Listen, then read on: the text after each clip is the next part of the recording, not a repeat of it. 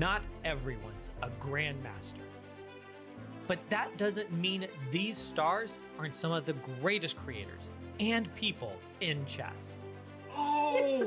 The poor eval bar. That was one of the most exhilarating games I've been a part of. Presenting the best of the best Oh, the rook! that aren't the best. Oh, Danny. The I'm Not a GM Speed Chess Championship 2022.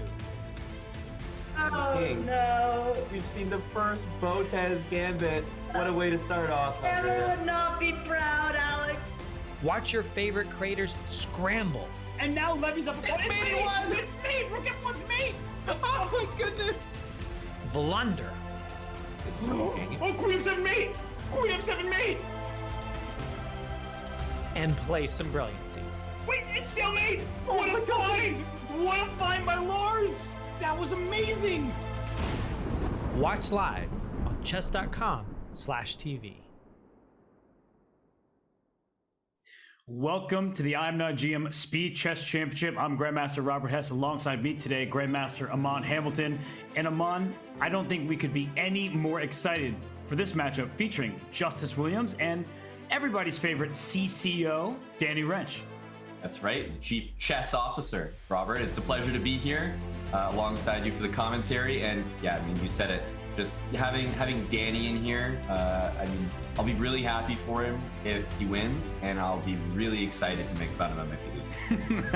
So it's a win-win for us, even if for Danny, he may be the punching bag for our jokes. But the I Am Not GM Speed Chess Championship does feature many of the best content creators and chess professionals who do not have the highest title in chess, but are fantastic players themselves. So I'm glad that they get to showcase their talents. Yeah, this is actually really one of my favorite tournaments because I feel like in the I Am Not a GM Speed Chess Championship, you get the perfect mix of enough blunders to make it entertaining, but enough high quality chess to remind people that, yeah, these guys can actually play. For sure. They may be busy for the most part with other things, but they're super strong. They got it going on. And in the last matchup we had, it was Alina Kashlinska taking down Carissa Yip. That match, the final score quite lopsided in Alina's favor, but Carissa, she was flagging left and right. Yeah, I remember watching that. I wasn't on for the commentary for that, but I remember watching, and Carissa was just felt like so close in every game. But that's really what this tournament is all about, like really close, but then you might pull away in the end. And as we look ahead to today's match between Danny and Justus, Robert, I mean, I think this one is pretty much a toss-up. As you can see, the seeds are even pretty close there, number 7, number 10. I mean, how do you see this one? Yeah, I do think that it is a toss-up, as you mentioned, and I believe that Smarter Chess, and I rarely agree with those predictions, but today it's saying that, look at this, if we just go section by section, 4-4 in the longest time control, 3.5, 3.5 in the 3+1, and then 4-3 in the bullet in Justus' favor. That just goes to show that Smart Chess is saying, just pick one of them. I don't know who. Yeah. And I mean, this is the only time Smarter Chess could be correct, when it's a 50-50 and he doesn't have to pick a side. But yeah, as you can see also the SCC records, Danny has played in this before, whereas Justus is brand new to the competition. So I think that could also factor into it a little bit. It takes some time to adjust, Robert, to like the different formats and managing that increment. It's so different from how you normally play online Blitz. It really is, because for those who get flagged all the time in Blitz Chess, and we see these players' insights, it looks like Danny, he's the one who wins by the flag a little bit more often, and he doesn't get flagged so much. So it's Justus who is going to benefit from the increment because a third of his losses are on the clock. That's incredible. Yeah, you're looking at that. I mean, if I was trying to give some advice to Danny here, it'd probably be, hey, pay attention to that time, because even in a tough position, you can use that clock to your advantage and pull ahead in this match.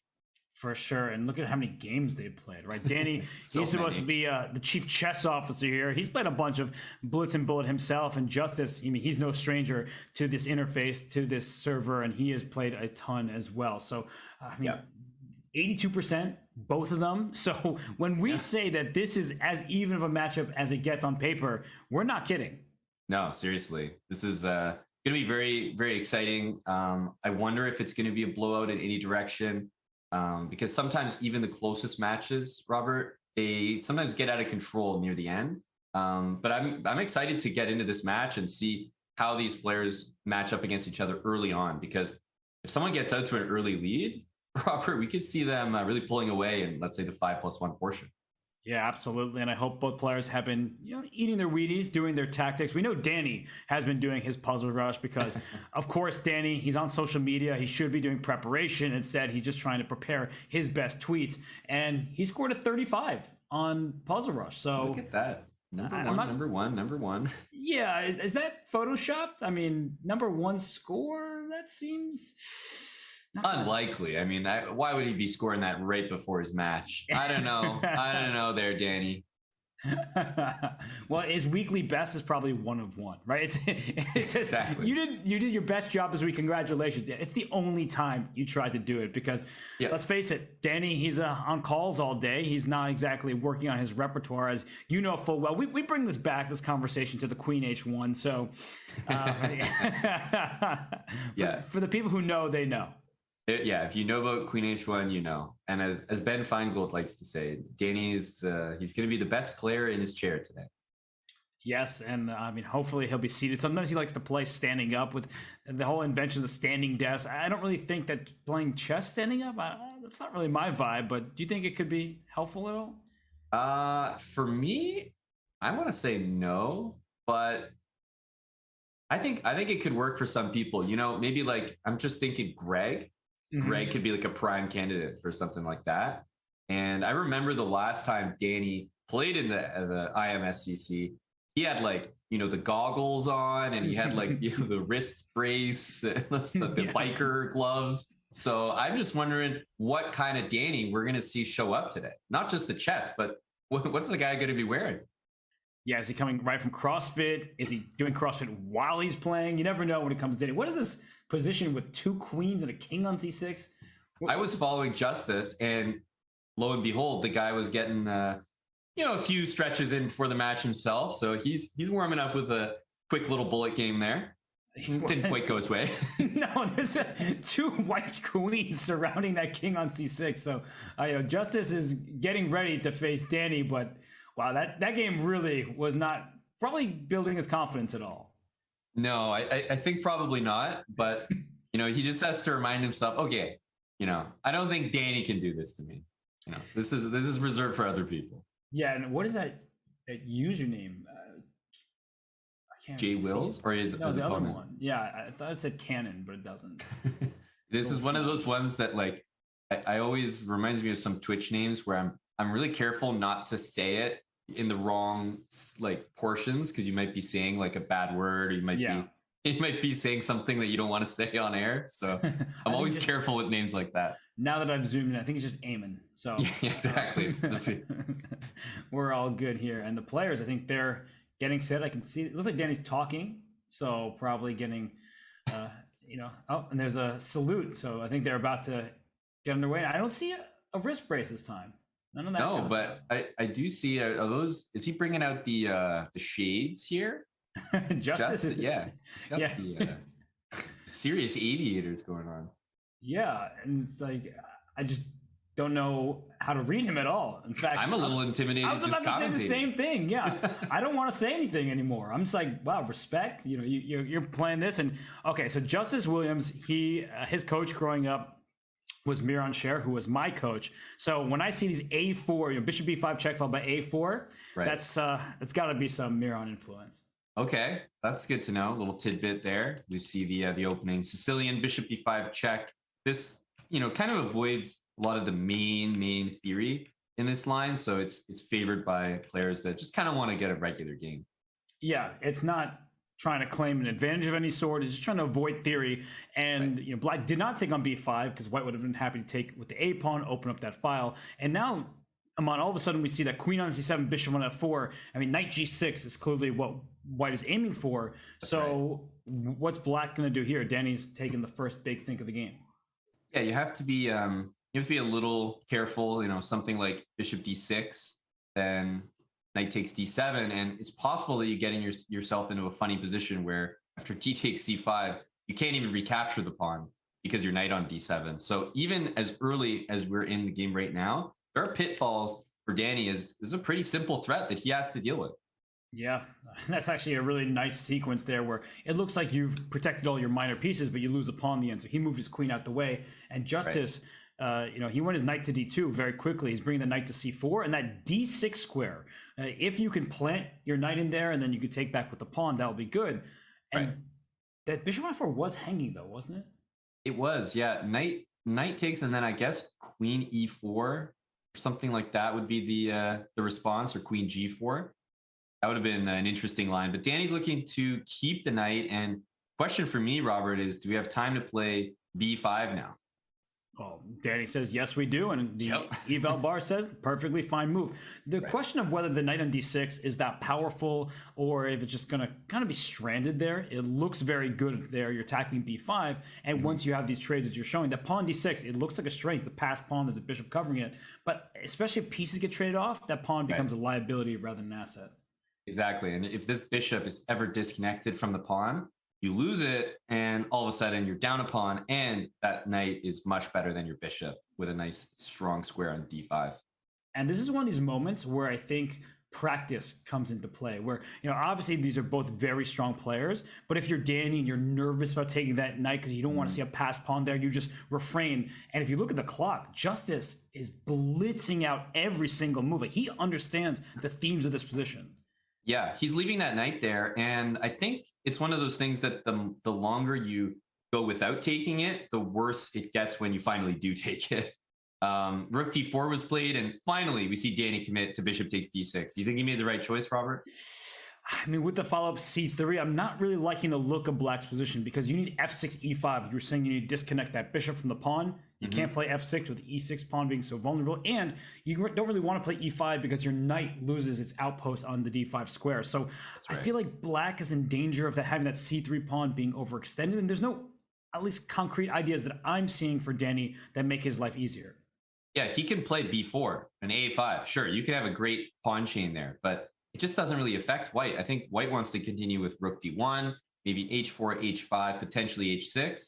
And this rook, the rover on the 4th rank, can swing over to g4, queen e5. There's some serious checkmate threats that black is going to have to deal with on the g7 square. Black has no activity whatsoever. And especially if you play those ones like you're saying, b4, a5, you've locked up the position. So there are no inroads to make. The rook on d4 is an awesome piece because you can play rook a1 to d1 next. And if b takes a4, that rook can go take on a4. And then black is left with a bad pawn structure. So rook d4, a great rook lift multi-purpose move. And then he plays rook e8. He's not getting an e5.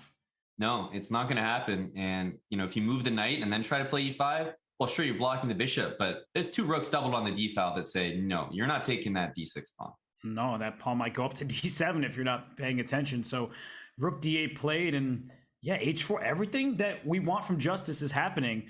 And where to from here? I like your rook g4, queen e5 type of maneuver, but if the rook goes g4, there'll probably be like a knight f6. So we need to time these things well.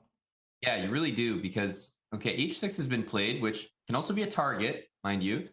Some pin on the g file, then the h6 pawn will be hanging, and black wants to probably get f6 e5 with the proper tempi. But I think Justus is handling it pretty well so far. He's playing quickly. Look at the time discrepancy, Robert. 2.5 minutes and counting.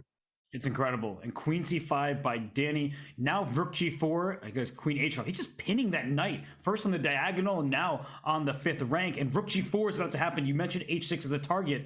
I'd be very nervous if I were Danny. Yeah, and now that he got out of that pin, rook g4, knight f6, this is saving grace. Bishop e5, and then I think, is it time for him to commit to f6? Because if you don't play f6, rook g4 is going to hit like a truck. Yeah, but if you play f6, I'm even looking at rook takes d5 and bishop takes f6 and just trying to rip open your king. And not my pieces. I'm happy to do things like this, and it looks like it's justified. Yeah, no, if you take it, whenever there's at least a draw in the position, us chess players, boy, we like those sacrifices. It could only get better at that point. Exactly. And Danny now down to almost a minute on the clock. Justus nearly 4 minutes on his. And if not for f6, I mean, what other move candidates do you even see here? Hey, Robert, remember those insights? I thought Justus was supposed to be flagging. Wait a minute. Oh, and he quickly see those are those moments where you have to be like, Justice, you do have 3 minutes and 45 seconds. So Exactly. calculating rook d5, bishop f6, you could have gone for it. And he, I guess, is looking at Danny's clock and saying, why don't I just keep this pace? Because sooner or later, Danny must make a mistake, right? Yeah, and he's probably just looking to get the time lower and lower to the point where he's not looking to do much. I wouldn't be surprised if he plays king h2. You know, like he doesn't need to make concrete threats. He just needs to play quick. Okay, well now there was the queen takes h6, which is why Danny went f5, and now he can play queen f7, so he can trade those queens by force. And the bad news and the you gave is because bishop can just sit on e5 and take control of these dark squares. But there's the a file open now, which can be very clutch for black. And this is such a strange, configuration. If it happens, takes, and then if bishop e5, my goodness, you start to feel like you can't move at all. Yeah, and rook d7. That way the knight can move without that pawn pushing to d7. You're blockading it, but that bishop on e5 is way too powerful. Yeah, no, this is just good for white. You could probably take this knight, and I think that's just simply the best move. The king is always in a permanent mating net on the last rank, so you can never go rook a2 and try to take c2. No, and rook takes d5 played and pre-moved. So we see that he's got the pre-moves going on. Rook takes d5, and yeah, this is toast. It's a bishop in the pawn, but look at that bishop. It's better than all of the rooks on the board. Yeah, f4, and I mean, you're not doing anything here as black. No chance. Going for the g6 pawn. So that's actually a really big pawn to take. It is obviously still winning for white completely, but it gives Danny at least a chance. So like, I'll just go back just a move here, rook d7. This is just that kind of finesse move that, hey, you have 3 minutes on the clock. You got to put the guy away a little bit better than rook takes b4. I don't think he's done anything egregious to the point where I don't think he'll win. But it's those small things that, in a bullet game or in a different type of position, that's going to cost you potentially a full point. Right, and it's really important that Justus these 2 extra queenside pawns, the C and B pawns, because before Danny could have sacrificed an exchange on d6, d7 followed by bishop c7 was there, and still is. Yep. So let's see if Justus spends the time. Yeah, he's settling in a bit. I think he's playing too quickly, and it's not costing him at all in this game. But that could really backfire as a strategy. Mm-hmm. Yep. Remember that. This is one of the reasons why I was saying, hey, that +1 is going to throw you off a little bit. And he's done the nice maneuver here, not king e3, where rook g3 would be available, trading the rooks and potentially just winning that position, but king e1 and then making it to c3. Nicely done. But I was going to say, this is where maybe he's not used to the increment. So he's thinking, oh, you guys got 10 seconds. But 10 seconds with 1 second increment, if you have an advantage, that's your game to win. For sure. That was a really nicely played game by b6. Really what are we getting here? Is this my online blitz repertoire? Yeah. This looks like me after a really bad loss repertoire. And I mean, Danny now is playing quickly and he's playing very natural moves. But the thing about these b6, early fianchettos, it's not. And now black is apparently even slightly better. I don't really care what the engine says. I was about to say, jinx on your Danny playing natural moves thing. Well, look at him go. Come on, g4, throwing that pawn forward. And look at Justus. We have a close-up of those glasses here. That's hilarious. We don't even need the board in the middle. You can see them in his glasses. Yeah. Can we remove that board? Yeah, just take the board off, make Justus's glasses bigger, and then... honestly, that makes our life easier. Yeah. And wow, Justus is, he's locked into this position right now. And it is very complicated because the kings are castle on the opposite side of the board. There's this pressure on g5 where neither side wants to budge, because if black ever plays bishop takes e3, then the queen would take and then g5 would be more likely. Instead, Danny says, I'll get the bishop pair, but the bishop on d3, not exactly long for this board. Okay. I strongly dislike this move. I think that the knight can just go like knight d7, knight e5, and Danny should probably be thinking about trying to get his knight to maybe the f5 square. But I see Justus blockading on the dark squares here, and just that suits his style. I feel like when he's playing this sort of like almost hippo-esque opening, and how I saw the first game, I feel like he's got this plan of playing quickly. And when you have a position you can easily blockade and just be solid in, I think that kind of fits your style. For sure. I mean, look at this position, right? E4, that's a target pawn that's going to be targeted. And what did white get? A semi-open F file. Black got the E file. F7, good luck getting to that. Black at some point can play pawn to F6. I wouldn't rush that move, but that's possible just to close down the line. So E4 is going to be a target for the rest of the game. Mm-hmm.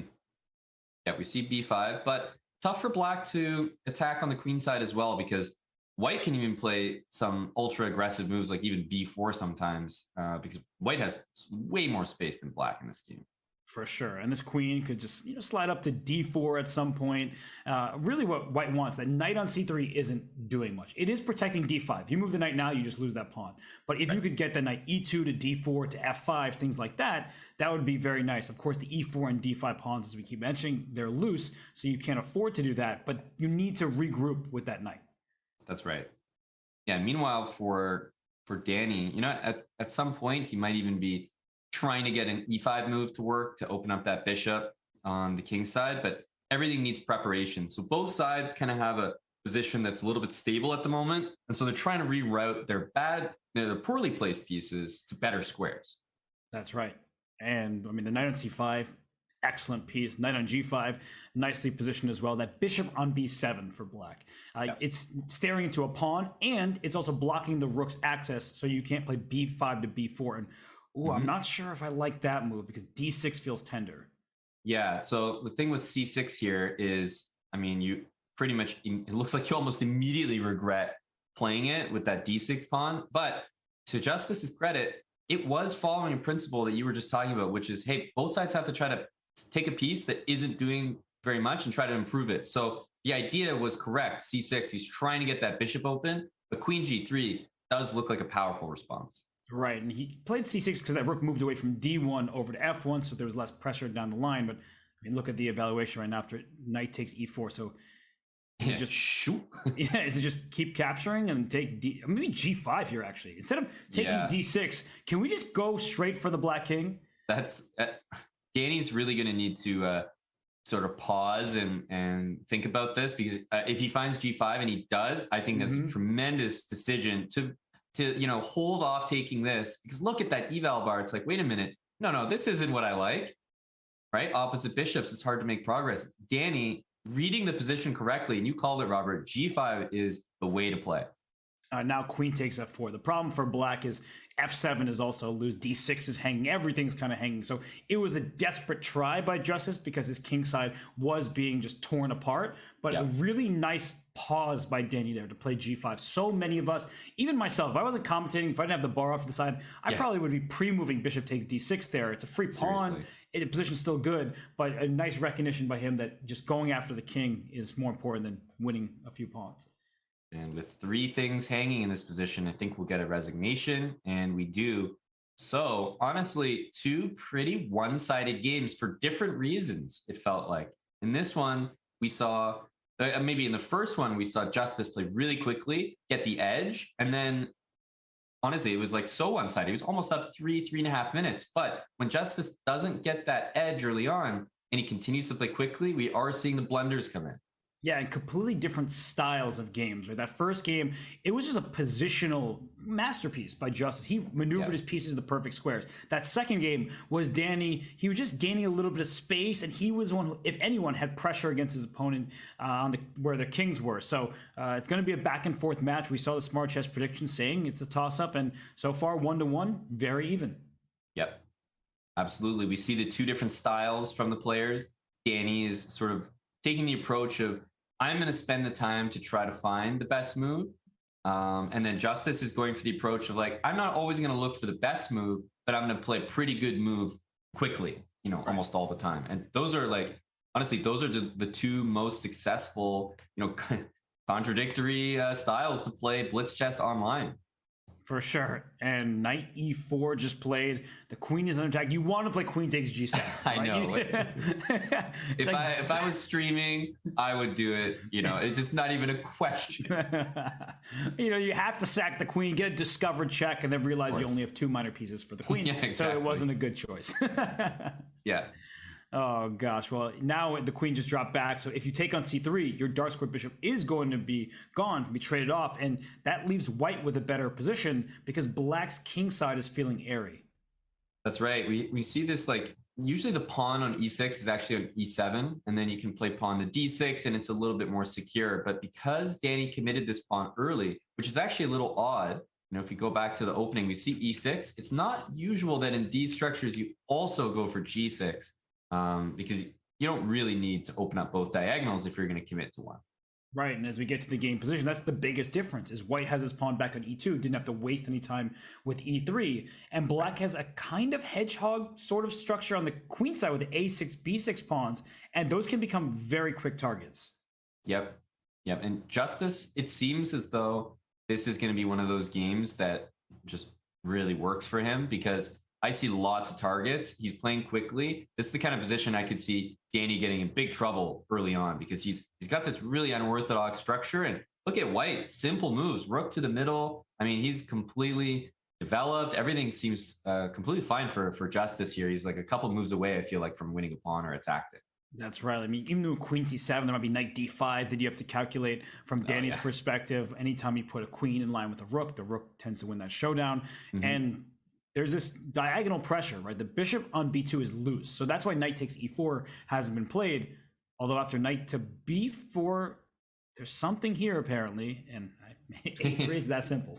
Yeah, a3 is a pretty good move. Sometimes you think of the move knight a2 here as black. And then so even without a3, knight takes a2 is kind of a little mini threat. Yeah, so I had a feeling he was trying to go for that, but it just feels a little wrong. Is it too much? It's apparently too much. Bishop takes b2. That rook on c1 is really under attack. So he just takes the rook immediately. And what's the material count right now?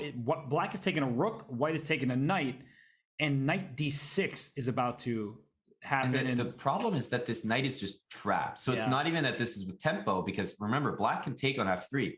It's more that like it doesn't matter whose move it is, that knight can't get out. That's right. So it seems the best that Danny's going to get is a rook and a pawn for two minor pieces. But especially with that king being wide open, that's just terrible news. Can you try knight takes e2, queen e2, pawn takes e4? Oh. You might have to try something like that. Trying to get real creative here because I tell you, Robert, I'm not liking this position. So like what I'm trying to do is this and make a threat here and say, okay, if you take this, I take here, but honestly. Yeah, even this is just a problem because d7 falls, and once d7 falls, you're down a pawn and the others are going to be targeted. Yeah, this is a little unfortunate. Your position's bad when you calculate something and you get it and you're still lost. Right. You're like, oh, okay, I got that 12 move sequence. I got this. Oh, wait, I forgot that I'm losing a pawn there. So. Oh, wait, that 12 move sequence works for him. Yeah. Oh, and so this one, it looks like it's going Justus' way. And he just played principal chess in this entire game. He didn't do any risky ideas, just questionable tactics, right? We were looking queen takes g7, sack the queen. He's not interested in any of that. He's just playing strong moves through and through, and he's about to take a 2-1 lead. And at this point, I know it's not pretty, but I think you kind of just have to bite the bullet, play king takes bishop, maybe sack the knight for a pawn, and it looks like you'll be 2 pieces for a rook down. But hey, you gotta play that. I mean, Danny's down to a minute, and I don't think there's much better.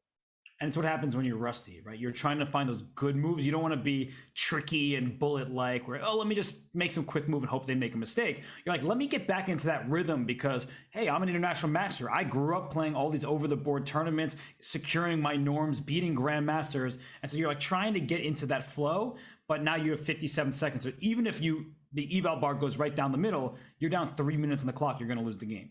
Yep.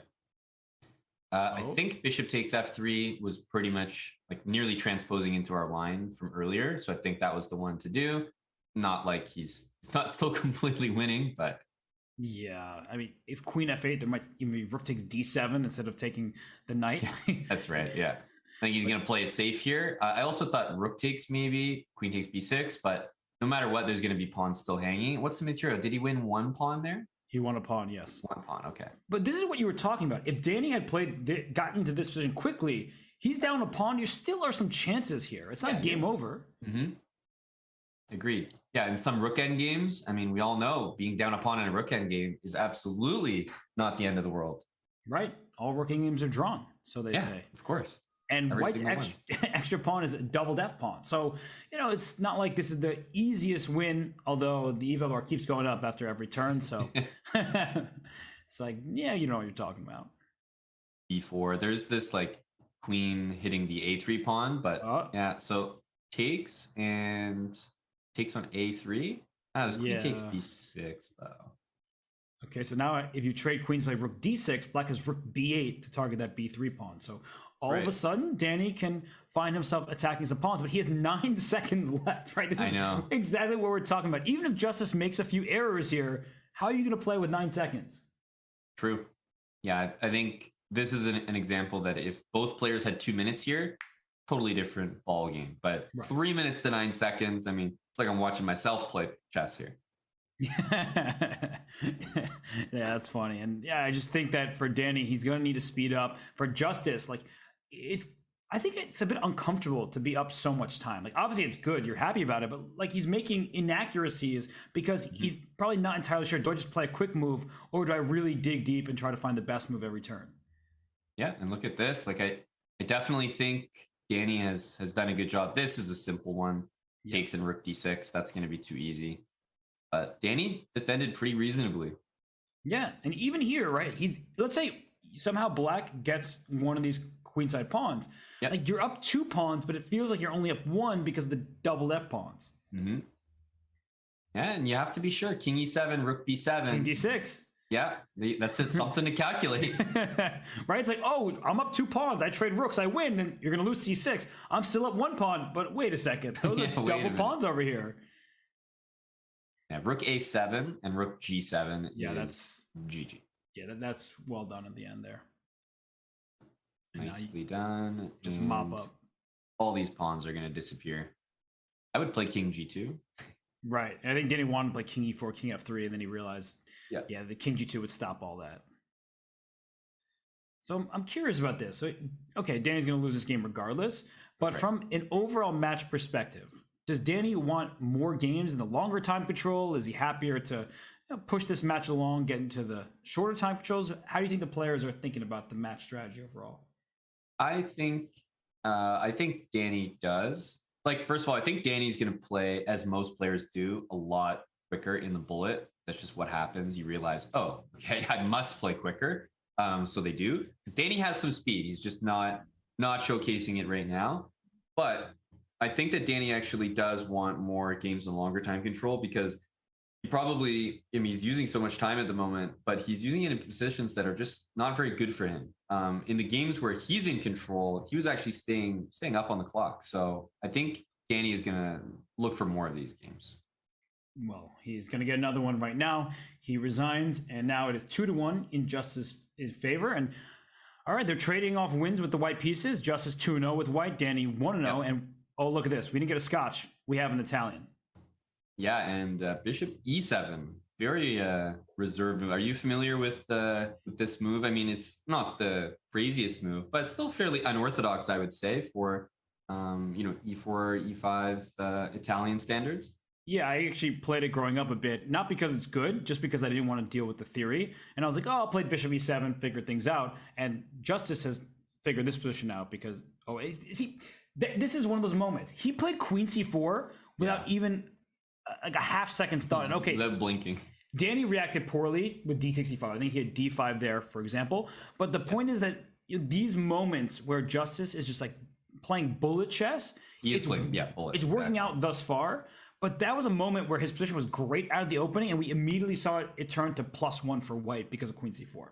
And it kind of reminds me of like Jan Nepomniachtchi.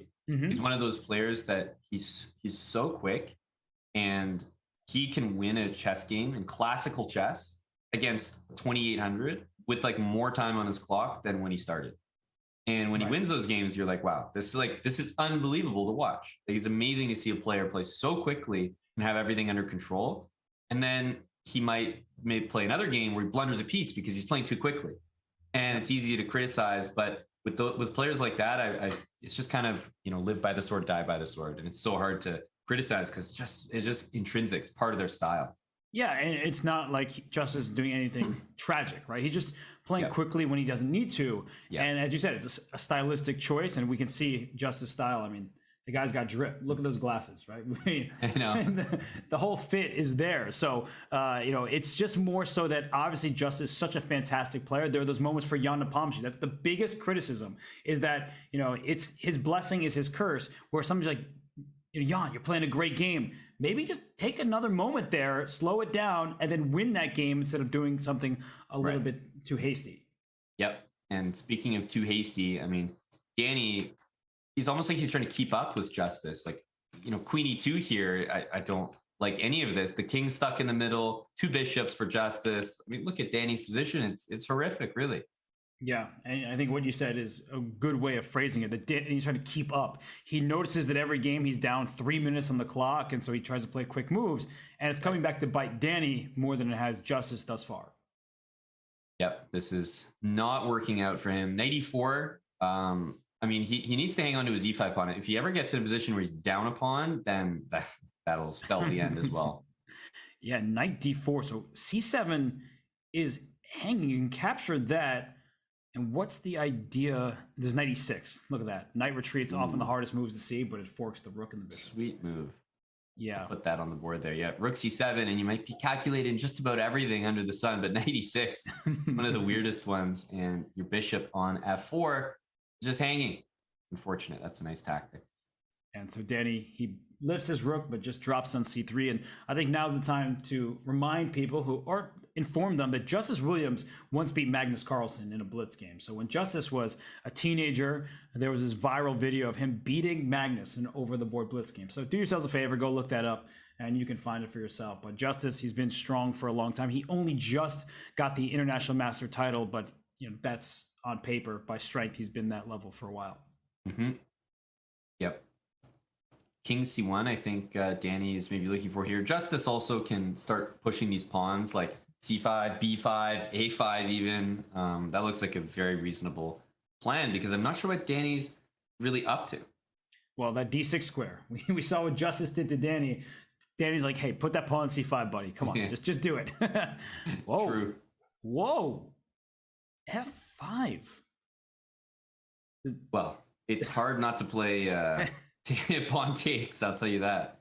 Yeah, that move caught me by surprise. The knight on E6 is loose, but it doesn't seem like there's a way, at least right now, to take advantage of it. There's like, lift your knight up, pick a square, but there are no squares for that knight on E4. So bishop takes C7. What about bishop C7? I'm getting older, Robert, starting to appreciate those pawns like Yasser a little more. Yeah, Yaz is rubbing off on you, and it just looks like a pawn. So why not take that thing over there?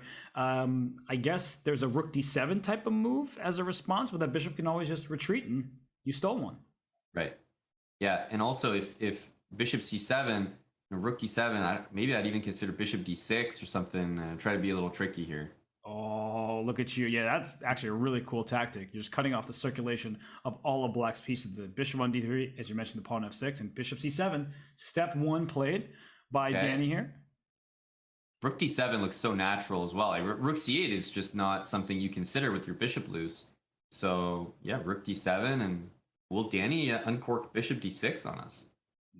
I think he will. And knight takes C7, by the way, just looks wrong because white just stole a pawn. Now we're trading pieces. So giving my rook to the 7th rank and being up a pawn is the dream come true. So, yeah, all of a sudden for Justus, he made the move F5. White's pieces came to life. And moment of truth, Amon. Bishop B6, are we seeing it? Yeah, Danny finds these. Danny finds these. Resourceful Danny. Okay. I think it's... What was that? What'd you say? So, What? Danny found the square, but not the piece. And then Justus made a mistake because now there's going to be, look at these bishops. The rook on D7 is overloaded. So you can play rook takes one of the bishops and the other rook takes the second.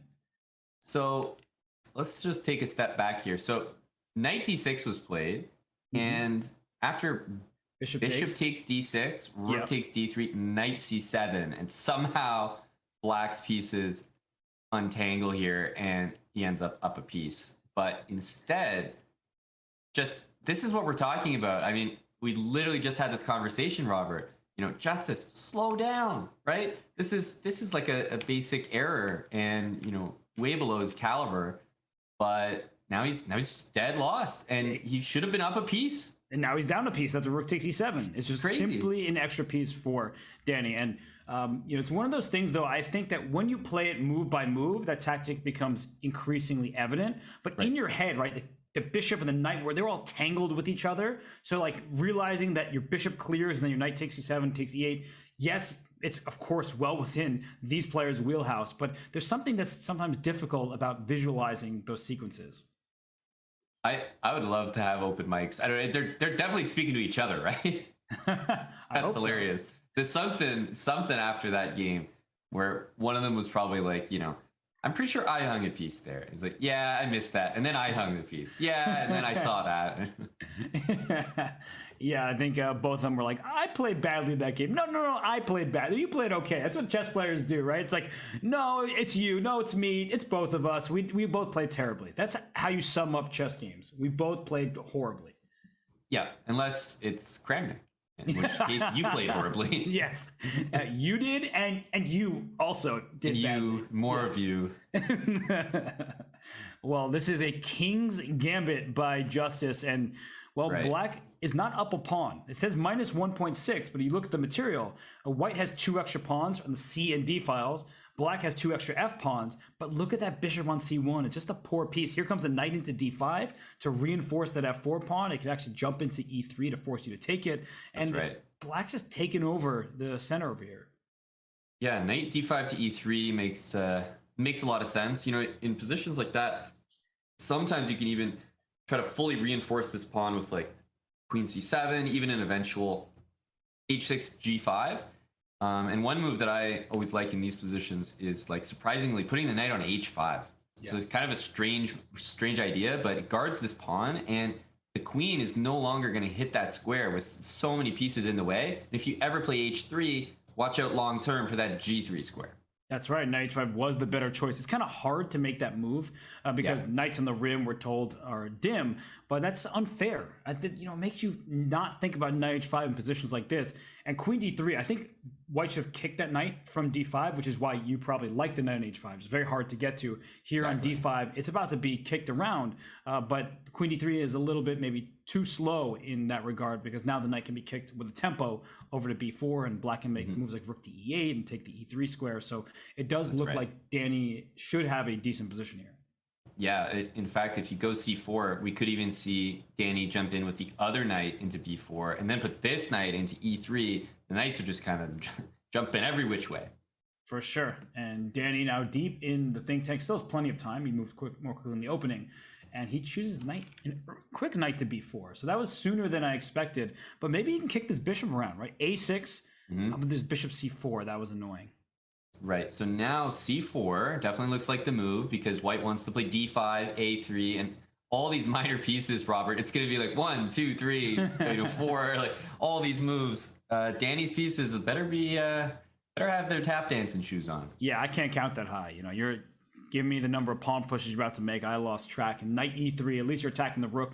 And I think some people would think bishop e3, pawn takes queen e3, give me that pawn, but there's a fork on c2 at the end, and so you have to watch out for that. Yep.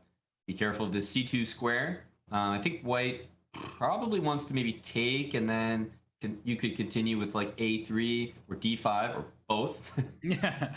It almost looks like Black should lose a piece here, right? Like bishop e3, pawn takes a3, and then knight c6, d5.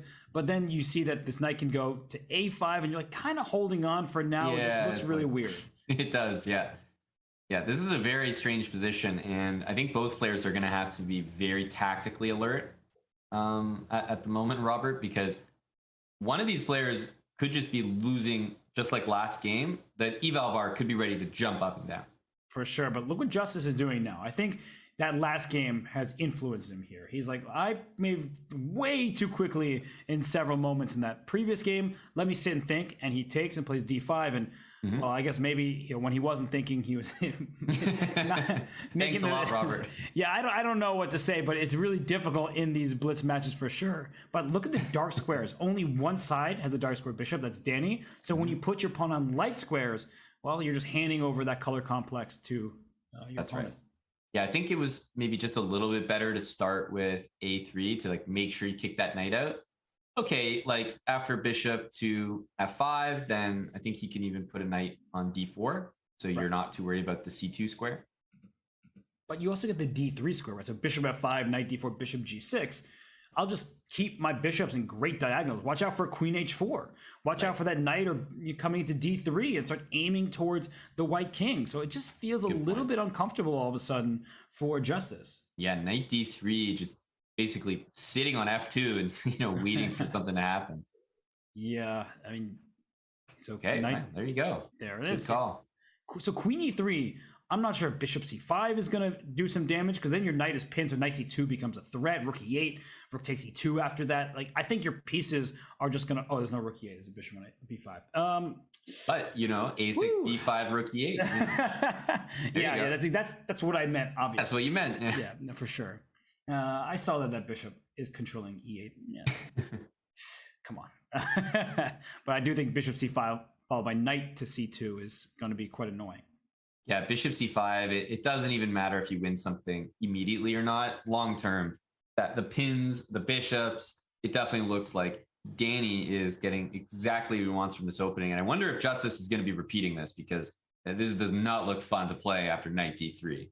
Oh, and now a6, the bishop a4, knight c5 is going to be available as well. So that bishop on b5 suddenly is caught by its own pieces. Yeah, I wonder what... I mean, I'm really trying to get some sacrifices to work now. Yeah. What can we do here?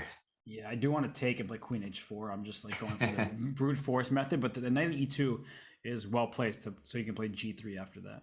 Right, because even if you get rid of this this piece here, queen h4, there's g3 at the moment.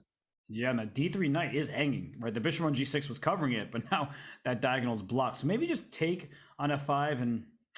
I was thinking of maybe trying to play like queen e4 with knight f2. Oh, kind of a weird configuration here. Uh-oh, but I just saw the game eval bar go way up. He went for the... You did. You spoke it into existence. Oh, man, I don't know about this. Danny, what line are you going for? So check, king back, but... Does he miss queen takes e3? Oh, wait, what? Wasn't there queen takes e3 there? Yes. Did they both hallucinated? No, but... What is this? Okay, hang on a sec. That was a big mistake. Can you just... I think knight g4 maybe? Just protect the e3 pawn. Clear the square. Have queen h1 followed by knight h2 check. Right, and then like queen takes g2. It's not, as clear as you might want. But Danny finds step one. But both players miss queen takes e3. Like that pawn was just hanging. Yeah, pawn was hanging. There would be like queen h1 and queen takes... Oh no, I guess there was still knight g1 for white. So guys, we're talking about this. Like after knight there, queen takes here. I thought the king was on f1, but this is the best you can do taking that. That's not why you sack that piece. No. Two pieces for a rook plus those passed pawns and everything. So knight h2 check. Danny finds that annoying check, and queen g4 will pick up the rook or pick up the g2 pawn or both. Yeah, I think maybe both. Wow, and this will be Danny's first lead if he can win this one. And I'm not seeing what white can do because rook f3 is the way to save your rook, but then queen takes g2. And the only way to save your rook is king takes e3, but you're walking to rook e8 check. I don't care that your bishop can take me. I see that this time, but I'm giving you that though. I think you gotta take it, check, take the material, go king up, and hey, if you mate me, you mate me, So what you're saying is I should start with a6 and b5 right now. Is that what you're telling me? I wish I spoke it into existence. Yeah, you explained the concept to me. So a6, now your bishop's under attack. You're gonna go back to a4. Maybe I should go here, but I'll go to a4. That's right. Then I'll play b5. Yeah, and then now I can do my thing with rook e8. Yeah, I gotta stop that. Hey, you're just helping a friend in need. Thank you. Hey, and look at this. You're speaking into existence. Oh my goodness. What about bishop d7? Is this anything? Can you just take it? Just queen takes? Yeah. Okay, but then don't I just save everything here? And it's even material. I thought black was just gonna be up. Yeah. It's even pawns here. Oh gosh, it's hard to count. Come on. All right. So what's the time here? Minute 30 seconds, basically. Mm-hmm. So let's see. I would play bishop d7. It just feels like one of those moves that's a little discouraging as the attacker. You're like, oh, I don't want to take that because I want to keep, queen g2. And if I play bishop a4, I feel like b5. It's like, okay, Yeah, well, bishop b7 is such a difficult move to play because you're handing a piece away for free. It's true, yeah. Yeah, this is now just all coming with force. Queen g2, rook e8 check. You just keep giving checks. Eventually, it'll be checkmate. Right? Right?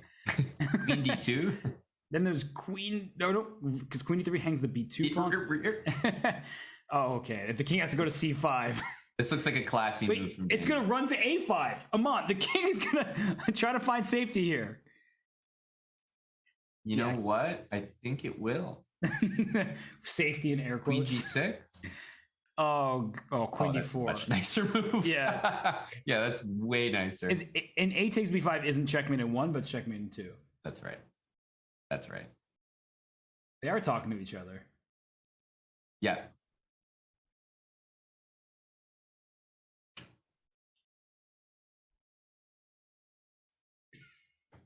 Open mics. This is great.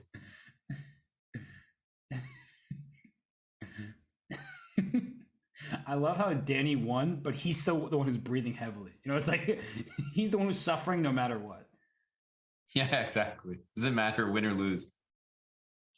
Wow. We get. Oh, no, no, no, not the scotch. Yeah, this is bad memories here. Oh, gosh. I thought he was a changed man once we saw the Italian the other game. No, straight back to it. But you called it. Danny is in the lead the first time in this match, 3-2. And it really does feel like a complete style clash. Justus, I mean, still, even though he did it better that last game, he still needs to slow down. Danny is like sacking pieces and they're just not always working. Yeah, and that pawn a6 is actually really important here because Justus made that move a few turns ago. You may think, why did he waste time? Bishop b5 would be a winning tactic if that pawn were on a7. So that pawn a6 is coming up huge.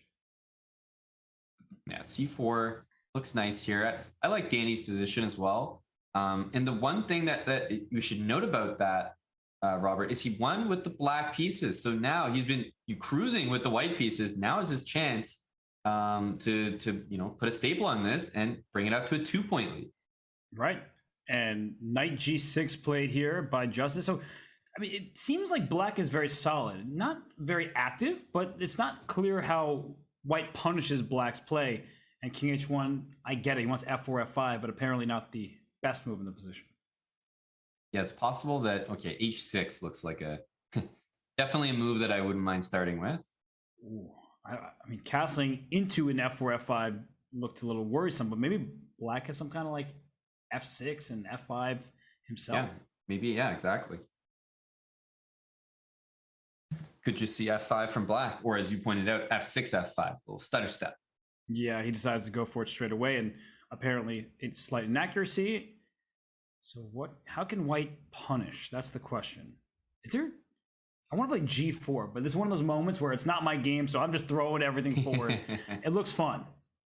Yeah, G4 is this like classic idea of, hey, you can take either one of my pawns, but you're going to be making way for f5. Right. And you want black to take on e4. So you can play bishop takes e4, try to take on g6, and all this stuff is in the balance. But right now, bishop d2, bishop c3 coming, and the bishop d4, I think, is a very good practical move because it felt like black's king was getting very unsafe. It's really difficult to get that bishop out of d4 unless you trade off dark square bishops. True. Bishop c3, by the way, might get met by bishop takes d5. And, if I put this on the board, bishop takes d5, you want to take the dark squared bishop, but hang on, that e4 pawn is just sitting there for the taking as well. Right. And, that could leave you in a tough spot. So bishop c3 too soon. That's why Danny instead brings his rook d1. Who cares about that b2 pawn? Have that pawn. Let's open up lines, go towards the black king. And And if not for this knight on g6, there'd be so many knight e7 checks for white. I know that knight is annoying Danny. I almost consider h4, h5. Yeah, just keep sending them. Kick that knight out of there. Right. Yeah, it's not easy to play this for black. C6, perhaps? Is that an idea? Mm-hmm. Yeah, c6 definitely feels like a good one. Maybe the knight would just come back to c3. Don't need to go crazy here as Danny. Although, the more I look at the position, Robert, the more I'm thinking about g4. I like g4 when I suggested it. It just looked very promising. Although now Justus kind of invites Danny's pieces into the attack. So, can you get away with bishop f5 here? Goes for it. And apparently there's some tactic here. I feel like the tactic might just be like just a move, Yeah, just that's like, nothing crazy. Yeah, because even taking and like even taking and going knight e7, honestly, it's like worth considering. Knight e7 and rook takes e7. Oh yeah, just bring all the pieces up and getting the 7th rank. I was also wondering if knight takes c7 could possibly work, but then I thought, oh wait, it does work. Knight c7, bishop e4, just rook takes e4. My problem was I was looking, knight takes a8, but my knight is going to get trapped over there. No, you just take the bishop back on e4 because the bishop on d4 is loose. That's a nice tactic. Yeah, and I was also looking at just bishop takes, and then, hey, if rook takes, then maybe like rook e7 or something. Wow. Like rook e7 or knight e7. That's actually sick. I like that way more. It's just cooler. Yeah, it's cooler. Might be worse, but there's no cool evaluation bar. Just, tell you how cool your moves are. Okay, come on. Let's get rook e7. It looks really good. 97 is like the far less cool sibling of rook e7. Yeah, it's like doing the same thing conceptually, but I think it's just worse because the knight on d5 is clearly better than the knight on g6. Yeah, it's like the second overall pick in the draft. Like it's right behind the first one, but it's so much less important. I mean, what if the first pick is Anthony Bennett? My boy Anthony ain't even here. Sorry, didn't mean to go after somebody who can't stick up for himself this occasion. B5. Wait a minute. Yeah, what's happening here? B5, I do like the move though. Rook hides kind of nicely on c6. Yeah, just trying to pry open the A and the C file, so your rook on 8 is going to develop from where it currently sits. Not an easy position for Danny to play. No, I really wanted rook e7 first. The way that this has happened, I think Justus has the edge in this endgame. Yeah, that knight on d5 was so important for white. And that bishop on d4 also, because I think a lot of people think, kind of go rook e1 and then rook e to e7, but then you realize you're not attacking g7. The bishop on d4 is covering everything. Doing nothing here. So that's a good maybe reminder that essentially the idea has got to be around maybe bishop b4 and bishop a5, like make some threats on the c7 pawn. Yeah, I can buy that. Yeah, bishop b4 looks like a good starting point. He goes rook c1, which is best. Yeah, that c7 pawn. And the rook on d7, it's like, it just kind of stuck. Like if that king could go to e8 right now, you would lose your rook. But unfortunately, that's a little bit slow. Yep, but back rank threats for white are always going to be, pretty serious until you get g3, king out.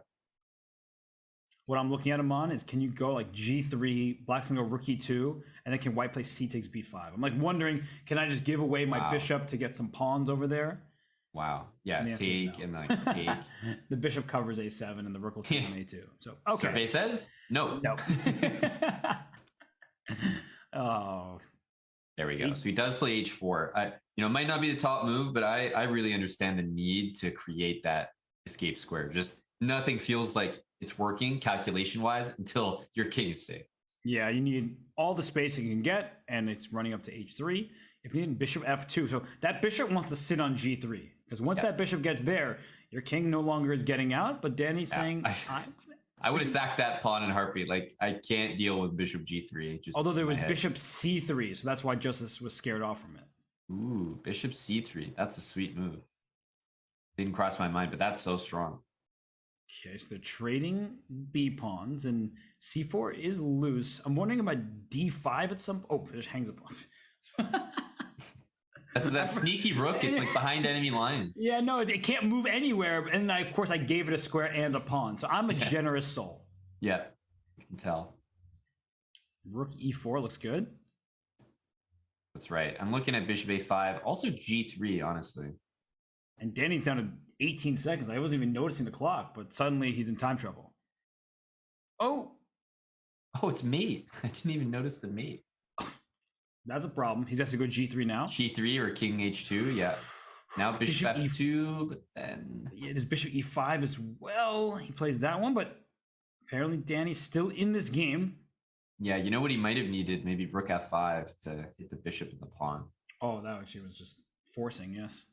And now the thing is, if you take on c4, c7 will fall. You trade on c4, take on with your bishop on c7, and if my math is right, oh, we went rook f1, but black was only going to be up one pawn there. Right. Yeah, it looks pretty nasty. Rook h4 check and take on h5. Oh my goodness! No! With seconds, this is what we're talking about. Justus, the blunders are happening Oh my right gosh. at the end of the game. And he missed rook h4 check. And like, I understand he thought he was in a mating net of sorts, but he had that move. And actually, black has a kind of mating net on white as well, but rook takes e7 to clutch. Yeah, now the king can shuffle out of there. Wow. When you played bishop f2, I could have played bishop They talk to c3. each other. I didn't see it. Damn. And then you came back, and I saw it. That's some serious analysis from Danny. Yeah, they're too casual after that one, but I think it's 2-game lead now. Danny on a winning streak, but if we can pull that game up just very quickly from the analysis board for everybody, because there was definitely a missed opportunity from Justus. He had that rook h4 check move. Yeah, let's grab this this one here. So that rook h4, Robert, was key. And it's so weird because it's all nonchalant here. Rook f1, you hardly even notice what's happening. Yeah, okay, whatever, move, h6. But all of a sudden it's like, whoa, that's checkmate in one being threatened on h8 out of nowhere. Yeah, and Justus 1 minute and 31 seconds at this point. He needs to sit. Okay, if g5 is your best move, you're going to lose the game anyway. But rook h4 check, taking advantage of the fact that g3 pawn is pinned. Then you take on h5 next move. Your king escapes to g6. You're up several pawns. You win the game. Yep, that needed to be found. And it's just one of those moments where, let's say g5 is your intent. Just sit on it just for 10 more seconds. You got 1.5 minutes. Your opponent has 14 seconds. He would have noticed, a rook check that he can't deal with. And unfortunately for Justus, that cost him there. Yeah, and now it's a 2-game lead for Danny. I mean, Justus is clearly, right in this match. Sometimes somebody goes ahead and you're like, yeah, they should even have a bigger margin. But Justus, he's going back and forth. Like, this match could be 4-2 in either direction. And now we have a position where, if my math is correct, isn't Danny just down a pawn with black somehow? Yeah, I'm going to, I know we were on the analysis board in full screen. So I'm just going to grab the beginning moves. Looks like Justus went really aggressive. Yeah, h4. Love it. And Danny goes c5 and kind of just like forgets to take it back. Yeah. Yeah, just kind of played h6. Weird. Maybe he was really concerned about the attack. And then that move was just really bad. I guess white had c6 after h6, just like throw that pawn forward and crush in all directions. But he took on e7 instead. And as we get back into the game, black's not doing so badly because white's king is exposed.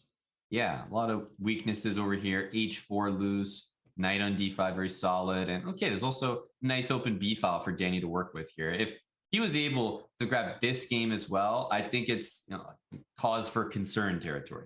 Yeah, I mean, especially he blundered a pawn in the opening, right? He just was up a pawn. It's a plus nearly 4. And the position now is just kind of fun. That's how I would describe it. Fun for both. I mean, the white king is looking worse. b2 is already under attack. But that rook on c4, I'm just like envisioning it at some point swinging over to the king side and causing black some problems. Yeah, rook b1, best move played by Justus, but I think that's almost like a bit of an insight into the position. If rook b1 is the best move that you got, I don't think I love it. And rook takes c5. It looks like a free pawn, but don't forget that rook is covering the h4 pawn. So black will happily grab that pawn over there. But maybe that's what white has to do, because black's plan is easy. Rook f to b8. b2 is going to fall. So rook c5, queen h4, pawn f4, things like that. And white's kind of fighting. Yeah, agreed. That was actually interesting. Rook takes, give this guy up, maybe go for b4, f4. And you're kind of in the game a little bit. Queen c2, another good move by Justus. I just sort of see that black has relatively easy moves. One thing to point out is, like, I'll put this on the board, rook to b8, rook c5, you know, everybody's grabbing stuff down here, let's say, and, you know, rook to c8 at the end. And you just have to always be mindful that even if you have an escape square, Robert, it's not always enough. And yeah, rook to b8, rook takes c5. There's no queen takes h4 either, for the same reason. Rook c8 will be check and mate, thanks to that bishop on d3 covering the black king's escape square. So right now, Danny, he's doing the right thing. He's thinking, right? He's not just rushing his choice. He's trying to figure out, what move do I need to make? Should I push my pawn to g6? Is that the move that I need to play? I don't really want to play g6 because I'm already looking at sacrifices on that square, but at least that gives the king an out. Yep. Rook d8 and rook takes c5. I feel like I'm always a little bit interested in this one. I like it as well. You give up h4, but you at least have a 2-on-1 advantage on the queen side and some open lines for your pieces. Yep. Yeah. I think if you don't play rook takes c5 soon, it might actually get to be a pretty bad position for white. That's what I'm feeling, that Danny can sort of improve his game. And the longer you just don't take that pawn, I think you run out of moves for white. Okay, well, he finally swings that rook over to the king side, and the Evo bar is not sure. It's going up, it's going down a little bit. It's saying that, you know, it's just a position. There's no immediate threat, Amon. And queen e5, what's he going for here? Not sure he's going for anything. He's just going. He's protecting c5 tactically. Right. So queen takes c5, heads up, knight f4 check, and not knight takes e3 check, but knight f4 check, losing the queen on c5. Just a classic discovery. And now my question is, can I sacrifice on e3? The answer is I probably shouldn't, but I mean, come on. Like, I really just want to rip your king open. Mm-hmm. Yeah, that's actually probably a very decent idea, because worst case, it seems like you're taking literally every pawn in the position after that, and the rooks can double up on the d file. Rook d2 is a huge threat. There's knight takes e3 could work. Yeah, there's also like knight e3 fe, queen d5 check, and after bishop e4, like queen d2 check and f5 afterwards. I like, wow, it's not going to work out, but I'm like, all right, I don't have to. If I want my piece back, I can get it. But it seems that white is the side that's favored here. That's because sweet. You have rook g2 at the end. That sequence is crazy. This is what I wanted, though. This was the other Robert Hess brilliancy. Yeah, I don't know about brilliancy or, you know, questionable decision. Sometimes it's both at the same time. King h3, rook d4 seems somehow easy to miss. So what is queen f2 maybe instead? To be honest, maybe that's not that bad. Like, queen takes c5, give this up, go back to g2, and don't get mated on c8 again. Yeah, king h3, what a difficult move to want to play. So yeah, you protect the pawn, but your king is really out in the open there. But it's not, there's no mating attack or anything. Queen takes c5. There's also like rook takes d3, queen e4, and it's like you're skewering the rooks and forking them. Yeah, that's a problem. So that c5 pawn untouchable for now. Can you think about rook f? Oh, okay. You don't need to think much longer. You can think about it. He can think about it. We can all think about it. And he's just protecting his king this way. I have a bad feeling with this for black, because right now you have 3 pawns for a bishop, but I feel like king safety is super important. Here, up and up it goes. b3 is such a good move by Justus. Really good move. That's going to sting Danny, because he was counting on this b file pressure. Otherwise, I think bringing the rooks to the d file was probably smarter. This is not going to turn out well for him, because if that bishop gets coordinated, locked on c4 like that, you can just go for trades. pressure on the king side here, and you're up a full piece. And you also have to watch out for bishop h7 check, because you go to h8, you lose the f7 pawn. You can't afford that. And if you go to f8, you're walking to all sorts of pressure. So f5 is played, but this is what you're talking about. Bishop c4, no checks available to black. Queen takes or rook takes f5, now a threat. Rook e2, followed by rook to e3, winning e6. Everything's a problem. So Justus with that b3 move, that was first bring his rook to f1 and f2, and then playing b3. That was really nicely done.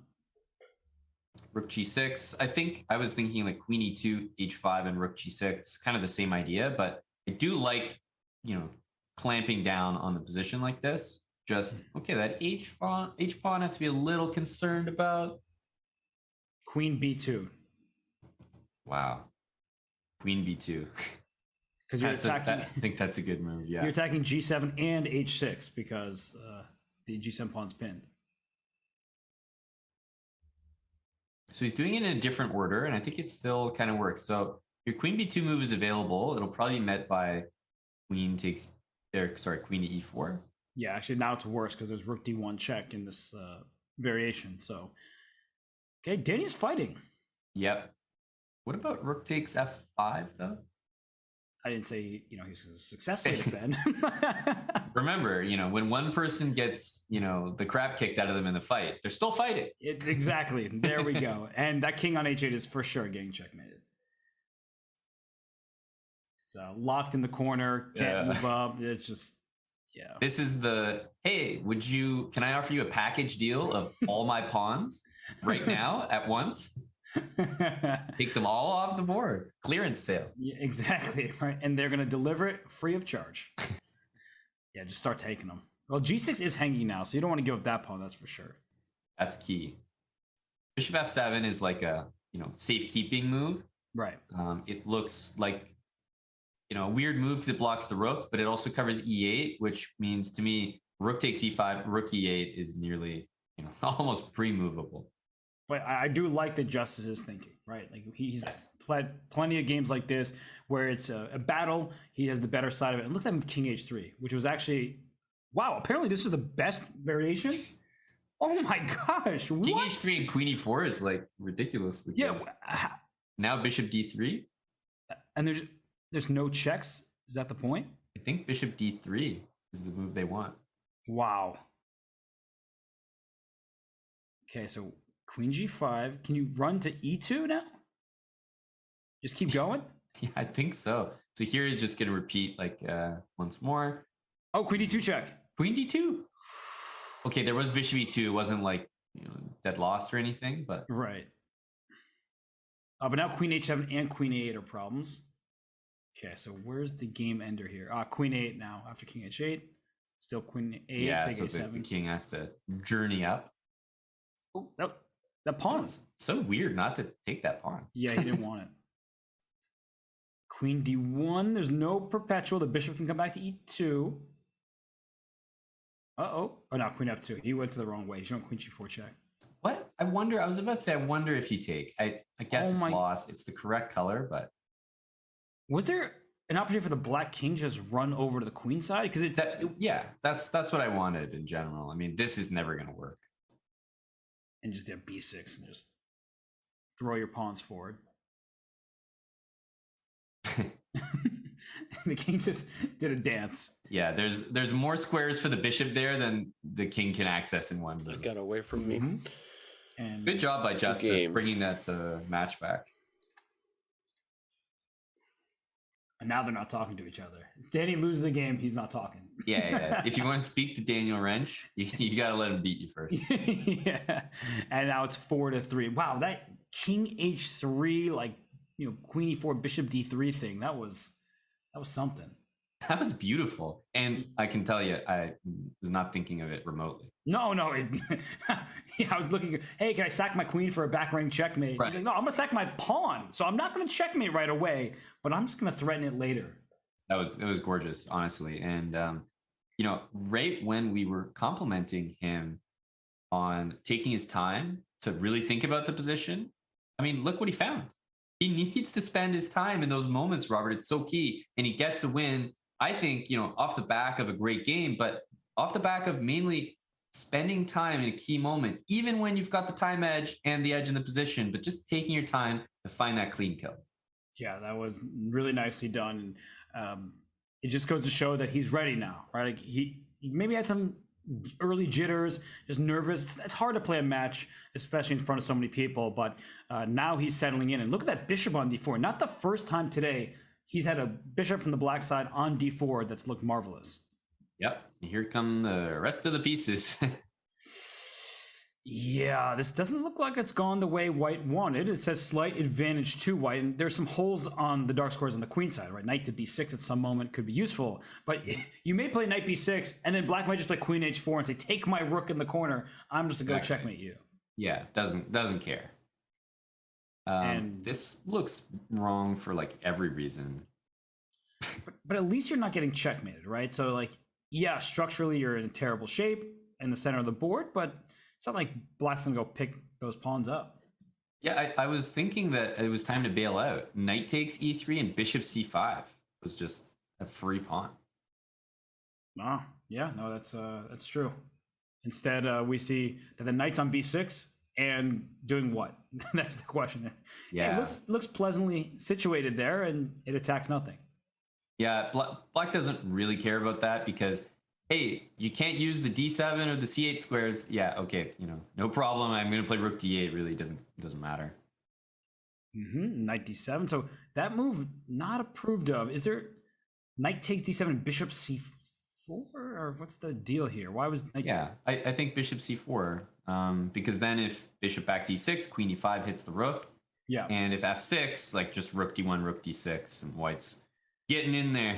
The d6 square is really important here, which now you don't have access to because you have to take, queen takes e5, knight d7, queen takes g7. I mean, that's a speculative sacrifice that should not work. So probably just go take on b6 right now. And after this, I mean, f6 can be played, but I think I like what Justus is doing a bit better here. You can always castle. e3 hanging. Yeah, bring a rook to d8. You can even think about lifting your rook to h6. It probably won't happen because then white will control the d file and feels like a4. So he's giving up e3 for e5. Okay, that makes sense. That's right. Queen takes e3, queen takes e5. Although your bishop's hanging, the rook's hanging, which is far more important.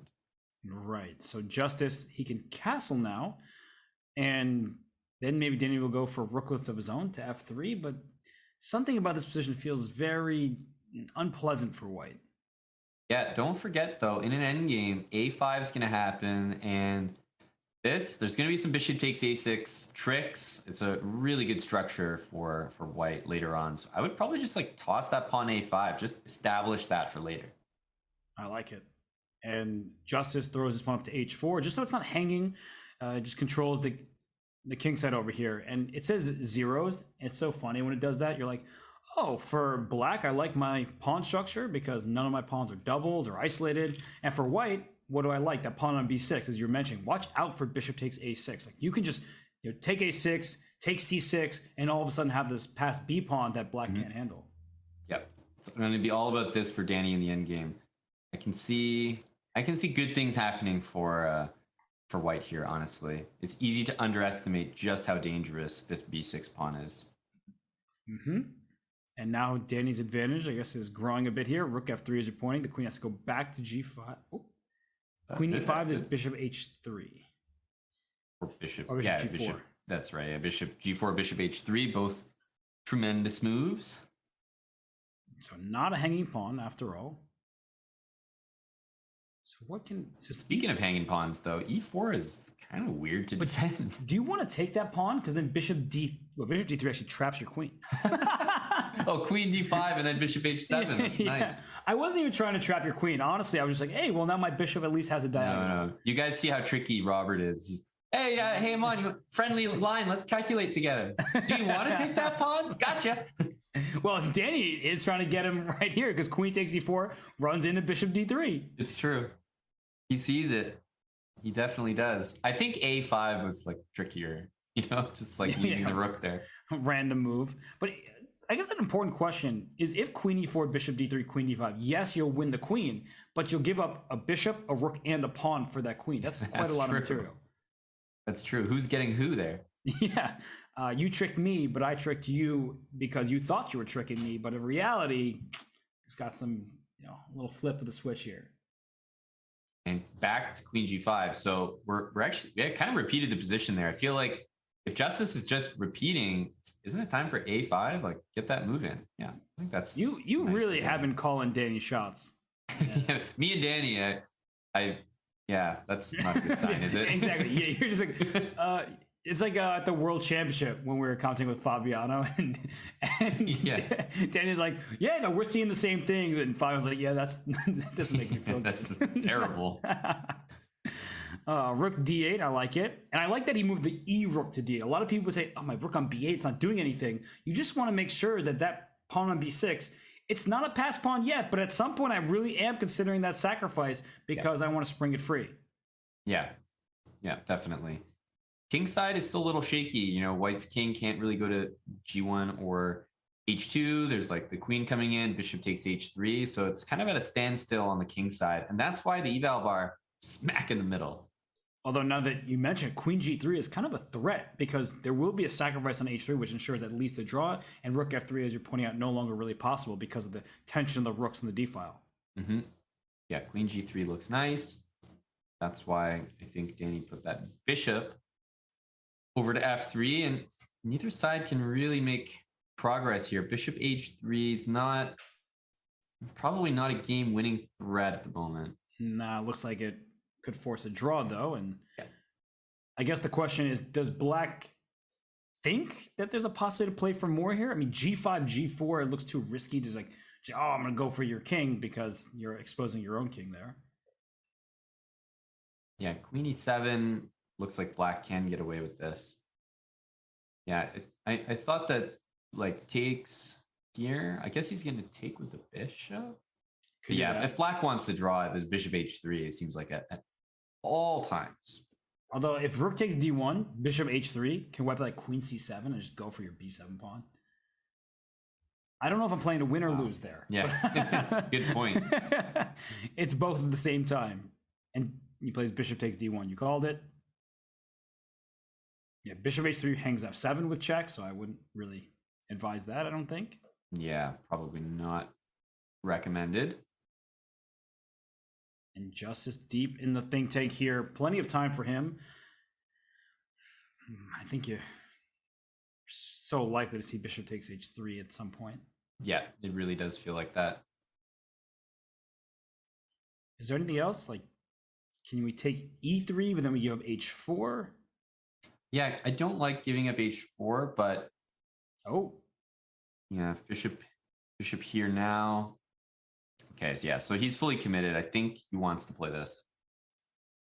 And how's that going to work out? Because bishop takes H3, G takes, that would be a draw. So he takes an E5, so there's no draw anymore. There's no bailout with bishop H3. Right. And now that there's no draw, the eval bar is back to 0.00. That makes sense. Of course. So bishop C4 would be annoying. The rook would have to go to G1 for Danny, and Danny just doesn't have time. Right. I like bishop H5 a lot. Bishop H5, just trying to be that guy. Yeah, and it's a good call. This move, not so good. Rook. So G6. So Queen takes H4 is the idea, though. Wait, is E4 just hanging? I guess E4 is just hanging. Yeah. This time I'm so attached to these other ideas. And so is Justus, and bishop F3 played by Danny. So it seems like White's kind of holding everything together for the moment. But that king on H1 just not. Yeah, after Rook D2, there were no threats. Queen takes H4. So both sides could have just taken each other's like very important pawn, but just not looking at those ideas. Uh-oh. Bishop H3 now? Because mate on H2? There was a mate threat. Oh, I thought that's why he played that. Still not a bad move. Queen G4 maybe? I don't know. You just have like no moves as White. Yeah, Queen G4. But what's the answer here? There's got to be something. Rook takes and Rook takes G2. Oh, what do you think of that? But Rook E2, Queen E2, I guess? Oh, Queen E2, damn. Okay, well, I mean... Now take. Knockout. Yeah, there's mates every which way to Sunday. Sorry, what? Queen F7 there? Well, he survived a few extra moves. And that's the last game. Oh, that's right. Yeah, time really flew there. Danny is just Okay, guys. completely We have a stoked. break. Look at that. You're muted, Justice, if you're speaking. Yeah, I was just here's about to ask about Simon. that. Sorry. Yeah. That's why we need open mics. More Simon. There's just not enough Simon McNamara on these shows, Robert. Yeah, Simon runs logistics, make sure the players are all set. But that's a 4-4 score, and that means that Smarter Chess predictions were correct. I hate it. I'm uncomfortable at the moment. Me Smarter Chess is so correct right now. It pains me. Well, it pains me as well, and it pains me so much that I think I'm going to have to send us on over to break. But you are watching the I'm Not GM Speeches Championship. This is Justus Williams against Danny Rensch, and Ahmad and I will be back in a few for the next Time Patrol.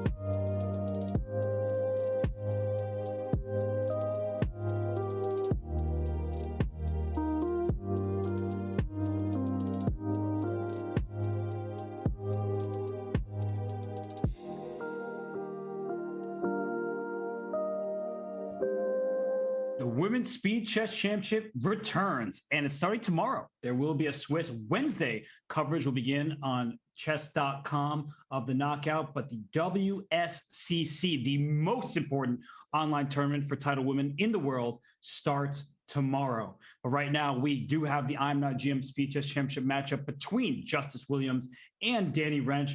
And Aman, 4-4 was the prediction. 4-4 is the score. And we didn't just creep up there one game at a time, Robert. It wasn't exchanging wins. It was actually a 4-2 lead that could have ballooned into 5-2, but you and I both credited Justus for taking his time in that position, coming up with a beautiful calculation to bring it to 4-3. And right before the break, Justus makes it 4-4. And look at us, we have a tied match, and there are more even Stevens being predicted, Robert, in the 3+1 portion. Smarter Chess has a 3.5. What do you think?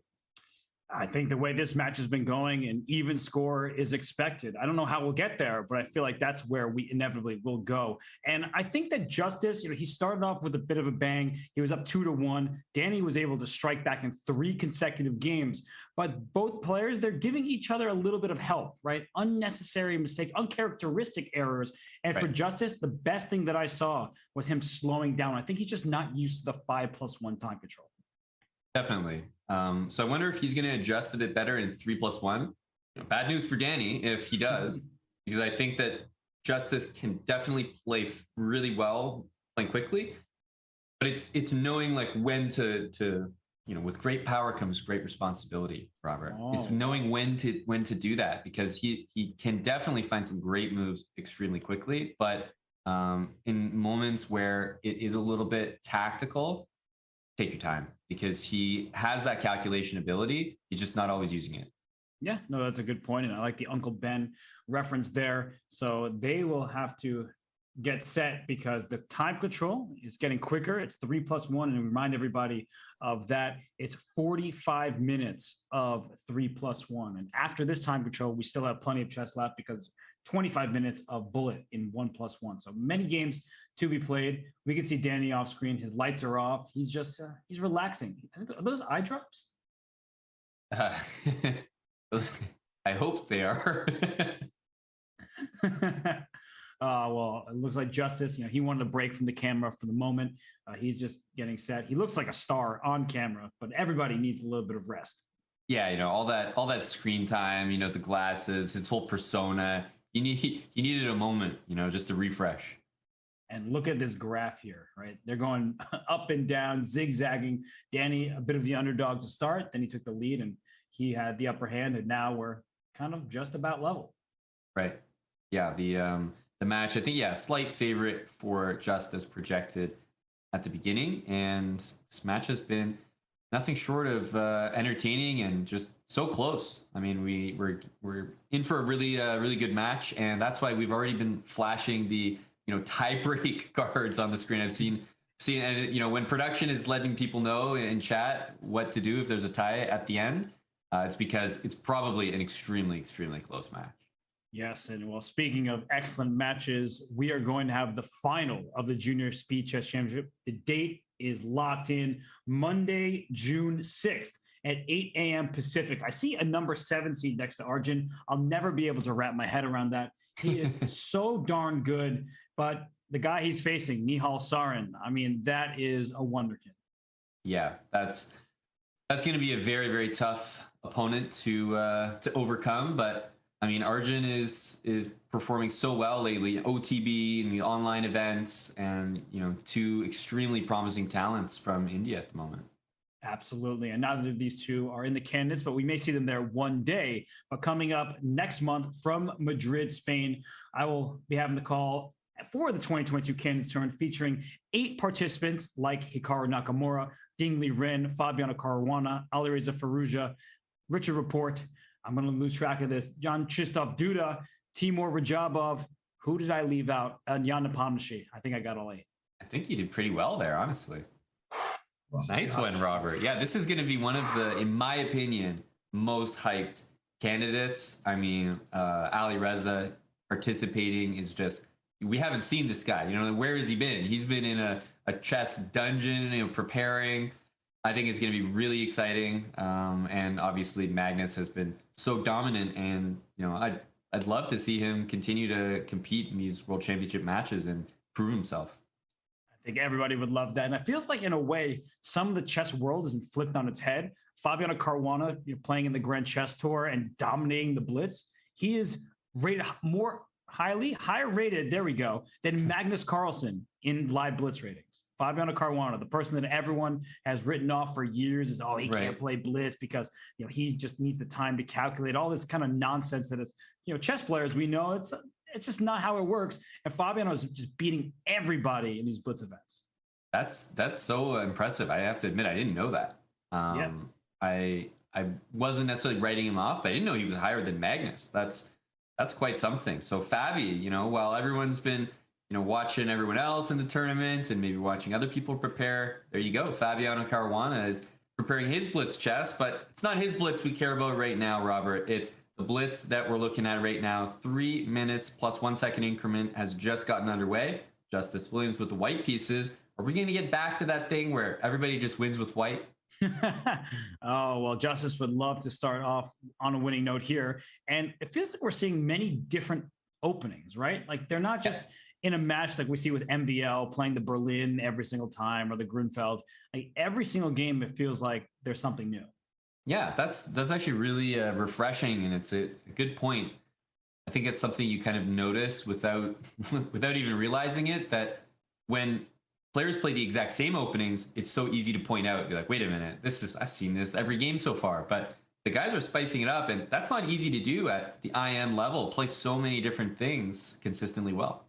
Yes, and this opening here, I feel like I'm about to watch a Super GM squeeze. Where's Peter Lecko? Somebody call him up here. We need some advice on this position. The smallest of small advantages from the white side, often in these positions, and they're jockeying for control of the queen side.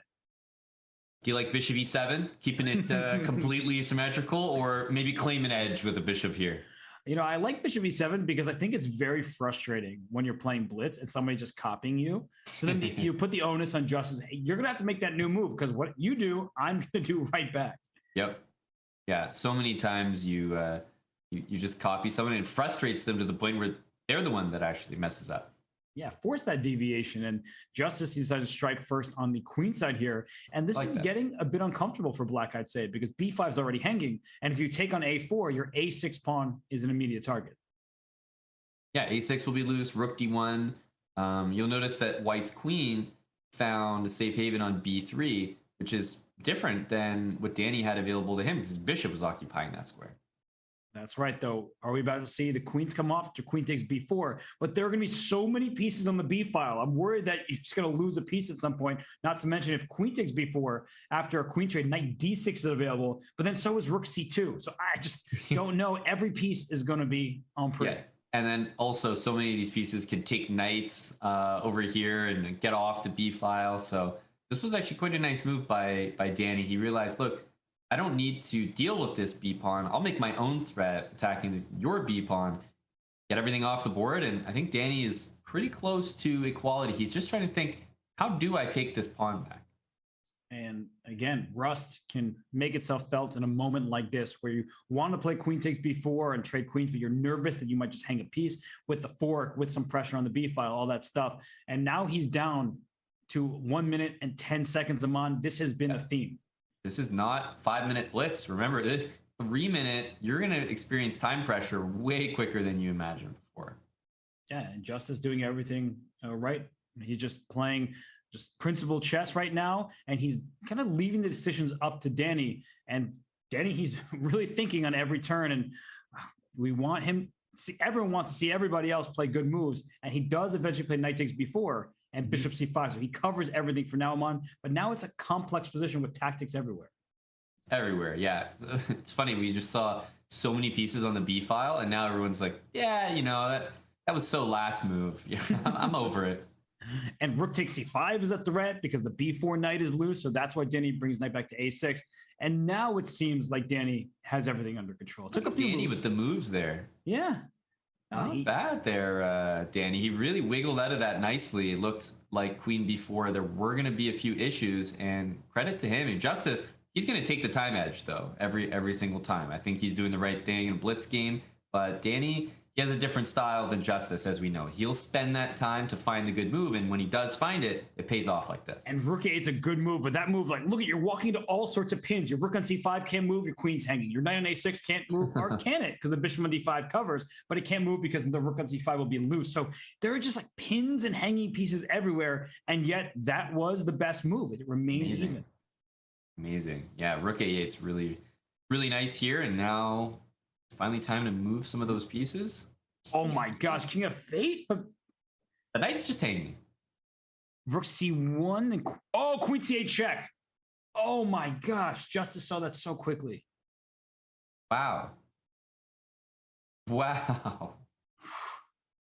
That was really sweet. I was actually thinking about something completely different. This was much better. Queen c1, and I even want to bring that that position up again.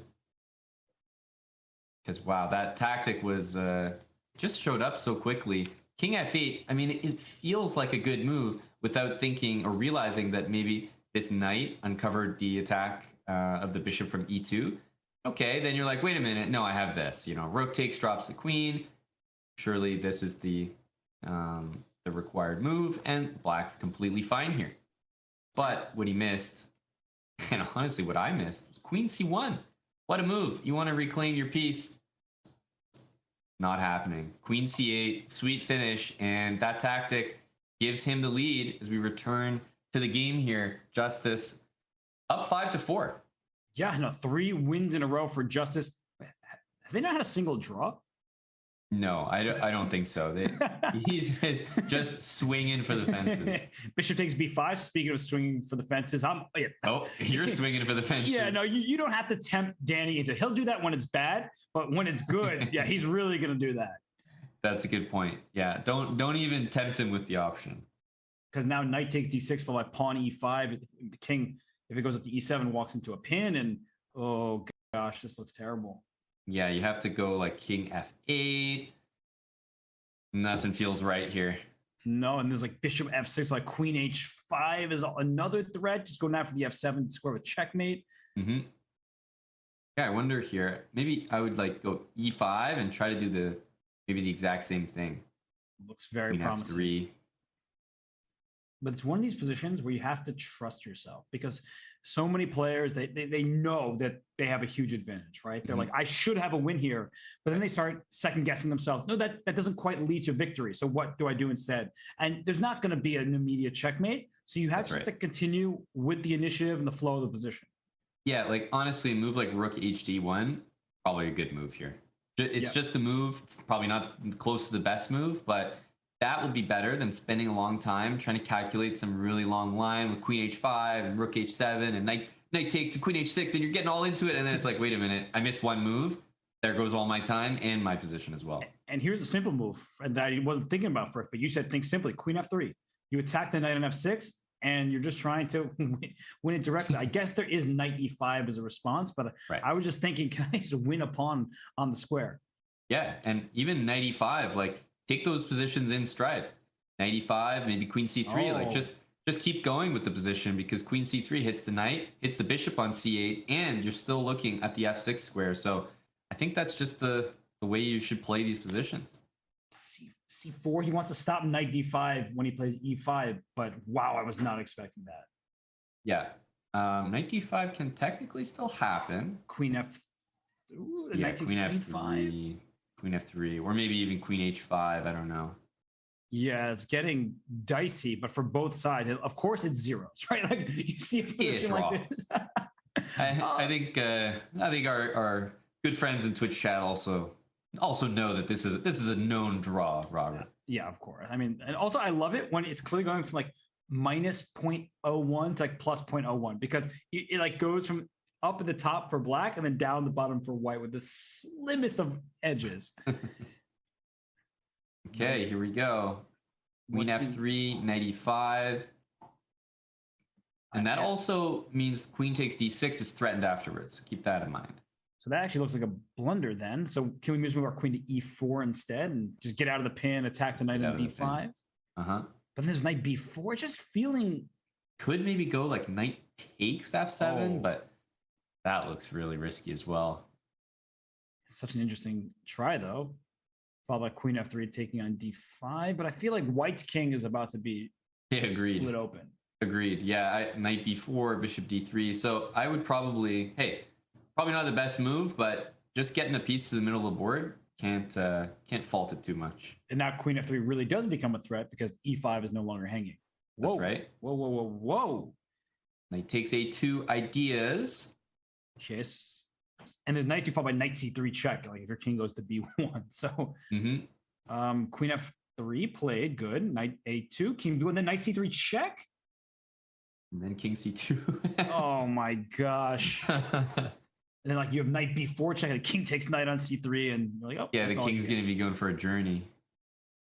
Okay, the queen goes to now, Just the calm king d1.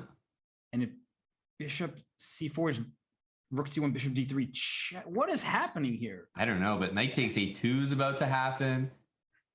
Oh, bishop d3. yeah. This can't be good. Takes No. and what? Queen takes c1. Oh no, the queen's defended. You just Bishop take back. bishop e3 here or something like that. Yeah, I'm thinking of that as well. Bishop takes f2 or something. Like, oh, it doesn't work. Bishop e3 because rook takes c2. Oh my goodness. So the trick that we want, guys, is we want to play rook takes a2, and then just something else goes to check on that same Yeah. file, and it doesn't matter because the king has no escape squares. So it's almost like back ranking the king on the side of the board. Think of Right. it that way. That's actually a really good way of putting it. So the king ran to g8. I think it's a really good decision by Justus there, because now even if queen takes f7 were possible, the king is h7 to run to. And what's the material? I I was asking the same thing. Yeah, I lost track of it. I was like, it feels like it's even, but wait, there's a rook sitting on h8. It just hasn't been activated yet. Queen takes b3. Trade queens and take on c2. So what's the material now? It's an exchange up for black for 2 pawns. Yeah, this is still very reasonable for Danny.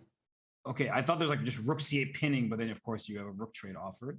Yeah, these pawns are going to get going though. Danny has real chances, in my opinion. Start pushing those guys. I think that Justus should take the g2 pawn. It's been hanging for a little bit, and otherwise I think white can just take on f4 at some moment. Oh, Danny has 4 seconds. Yeah, I don't know about b3. Why not b4? Wait, what? The heck? What Oh, the heck? I think he just got nervous. Was that a pre-move? I felt like it was a little bit slower than a pre-move. Yeah, and he could have just taken en passant, no? He definitely could have. I thought en passant was forced. Yeah. Wow, that was just a mistake made by nervousness. And Dan does not play a lot of bullet. You and I were talking before the show. He played Canty when they were broadcasting together during a break. They played a few games of bullet. And then before that had been months. And then before that had been since 2021. So he is not too experienced in bullet chess these days.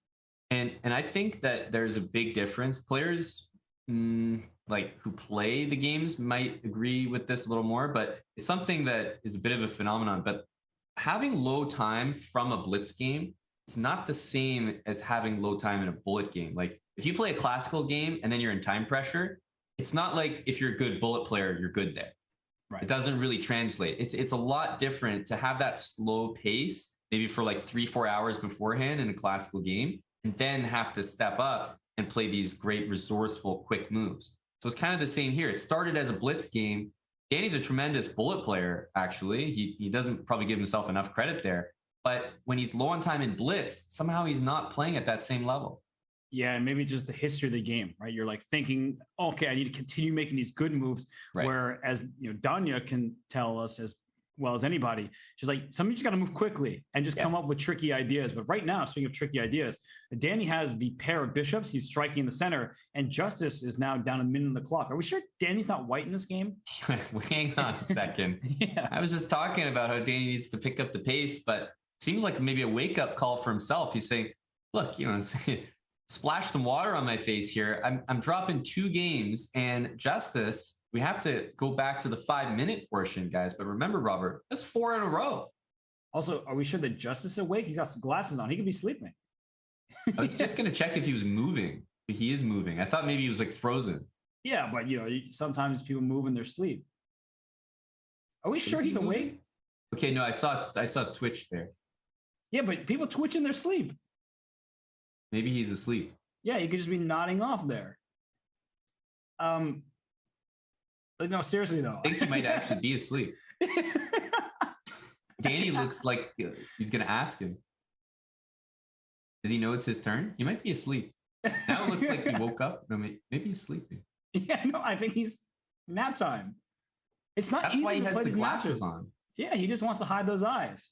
So he can get a little bit of rest. Nobody can see him doing it. Although now everybody can because we blew him up on screen. Every single person. All right, what is happening? Because he clearly just moved. Yeah, he definitely just woke up. You know, they usually say handicap, but this is a handy nap. So, oh gosh. Okay, well, are we gonna get another move on this game? We might not. Okay, now he's gonna get the time warning. Yeah, what's happening? Surely the time warning will come up. What's happening? I'm so confused. I don't think maybe he thinks it's Danny's turn. Does he also think that Danny had the white pieces because all of a sudden someone was down a minute on the clock? He's not going to move. Wait, and I didn't see a result of the game either. Danny's going. 1 second, guys. Oh, What's going on? I'm not really sure. Yeah. I thought you were just letting your time run out. Yeah, I thought you were doing the same thing. I'm sorry. And how does he have 4 minutes and 21 seconds? Yeah.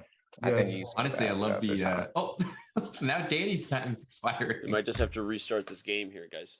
yeah, it seems like something just went completely I think haywire. both on both people's ends, the exact thing was happening where the time was ticking down for the other players. So they're both sitting there going, what the heck is the other guy doing?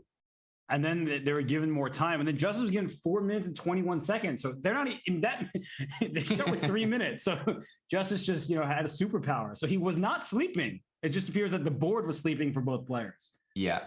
Yeah. I think we've all sort of been there at some point before. And I wonder, are they going to maybe just restart the game? Honestly, it's early enough. I don't think it matters too much.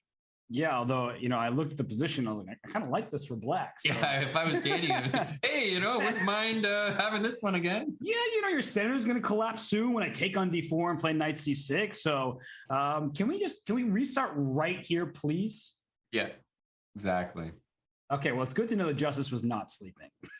No, and in fact, both players it's kind of like that moment where you don't want to make any sudden moves because you don't want to alert your opponent that it's like their time's about to expire. So they were both probably like, okay, I'll take the win. Yeah. And, Danny, I think, the chief chess officer, he probably has things on his plate that are not related to the match. So they're going to, I think, set up. Justus just went away from his seat. So.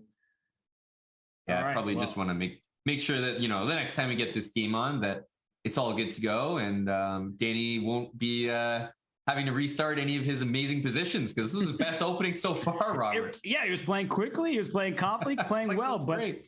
Right now, Justus Williams has opened up a 2-game lead. It is 6-4 here in the I Am Not GM Speechless Championship match between Justus Williams and Danny Rensch. We'll be right back for more from this matchup.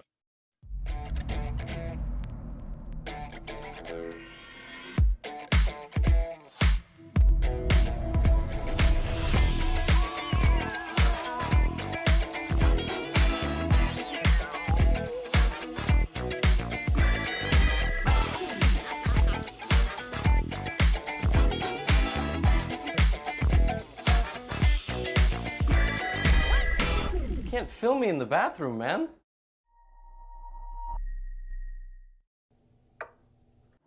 Yes. So much for a break. We're already back. So I guess the games are about to start once more. So Danny had a good position in that game. Justus has a good score. He's up 2 points, 6-4 right now. So Aman, based on what we've been seeing, what do you think the players have to change going forward? Well, I think for Justus, he's got his game plan and he's sticking to it. And I think that's all he needs to do right now. So from Justus's point of view, I think he's doing everything he needs to. I'm very curious how it translates to the bullet, though, because in bullet, the way the match is going right now, I think it's fair to say that Justus seems like he's going to destroy that section. I think it's going to be different. Like Danny's going to shift into a different gear, but I'm curious if that's the case. Danny, on the other hand, I mean, stick to playing much faster in the beginning of the game because he clearly needs the time near the end. Did you see what just happened though? Justus played A3 this game instead of queen to D2. So getting that restart was a little bit helpful for him. I think it was a little bit helpful. Oh gosh, and this is such a weird opening. I mean, the double C pawns for white. Honestly, I look at this game and I'm just like, black has to be better here if this game continues. Yeah, just trade queens, sure. I think queen g5. If you don't play queen g5, there might be some knight f3 and a bit of discomfort towards the king. But black often does really well in these, bishop b7, f5, something like that. Yeah. F5 played and queen takes f6 now. Oh, c7 is loose. That's why it takes the rook on f6. It's so easy to blunder that pawn. Yeah, I mean, there's probably no way I wouldn't have taken on f6 anyway. It's just feels too natural, but you're right. That's a good thing to point out that c7 was hanging, and now we see knight e7. And Danny, I like the opening so far. We see kind of a half-hearted attack here by Justus as he plays h4, but does he really have a follow-up? He probably wants knight g5, and if Danny were to take on g5, I think we see where the attack is coming from, but doesn't really threaten anything. You just leave that knight there and say, all right, this is just a ghost. That's right. And bishop takes f3 is a way to get all the pawns doubled. Queen f8 and knight either d5 or f5 by Danny seem like the next moves.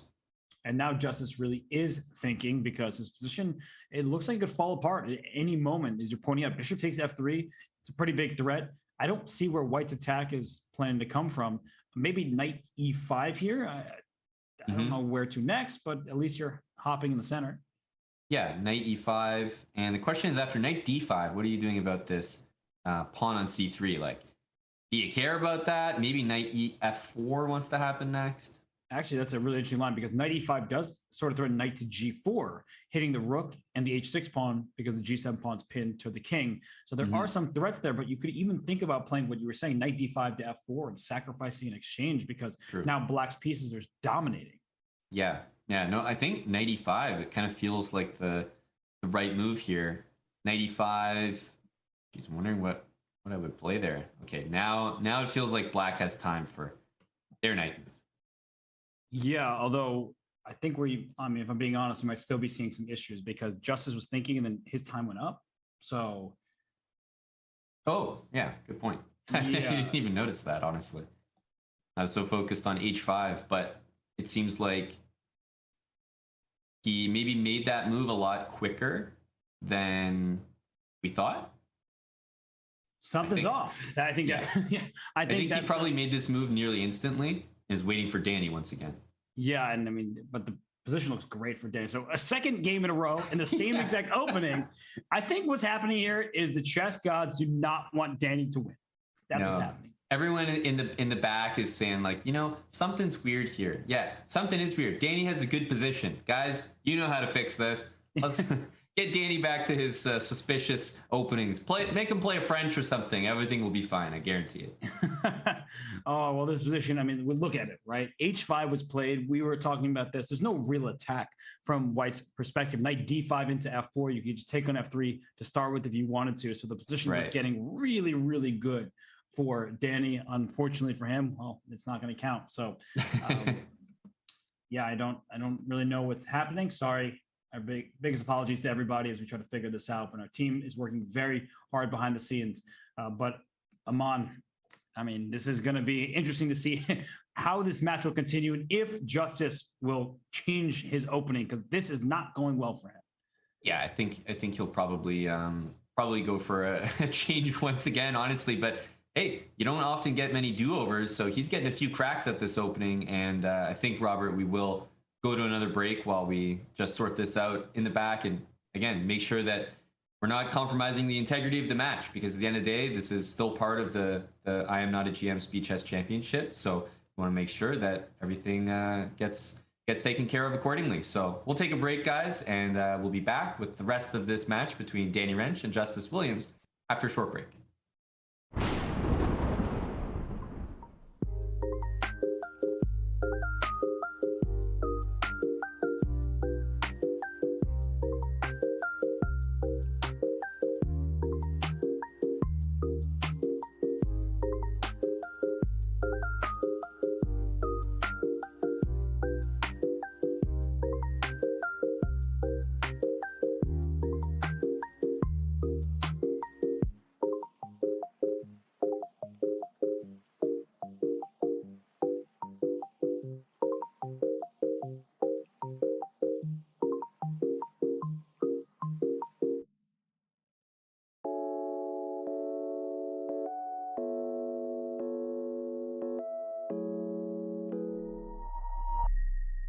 This is going to be a real-time breakdown of Danny Rensch's games all time on chess.com. That's cool.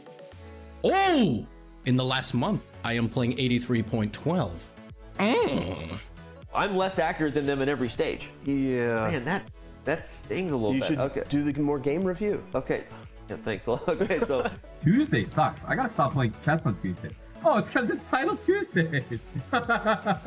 Look how many blunders there were back in December 2020. And now December 2021, 1,600. Don't look at this number. Look at this number. Best. Let's go to tactics. Mates. I'll probably need to work on these ones. Yep. Every single rook fork that has presented itself to me, I have found. No one has a higher percentage of rook forks than I do. Yes, correct. These are literally the knight forks that you missed. I missed knight d6? You saw it just now. What the is wrong with me? I could have done here and then taken this pawn, and I'm winning because my pawns get held together. That's probably the coolest part about this feature. Like these positions against Hess? Rook there for rook e2. And he blunders mid and one. Oh my goodness. I'm awful.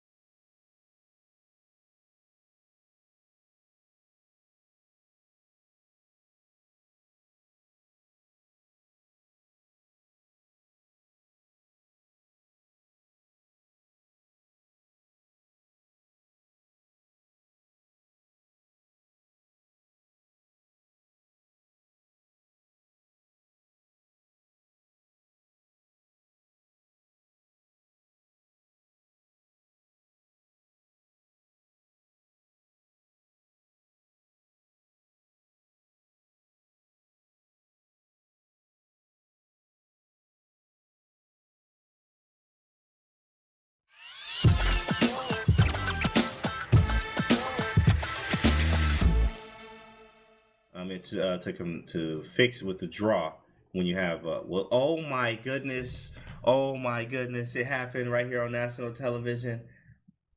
Did you see that? Oh my goodness, wonderful. I'm hurt. Oh man, oh my goodness, bro. I'm like, I hate chess. Wait a second. Oh, he found, yeah. Oh my goodness.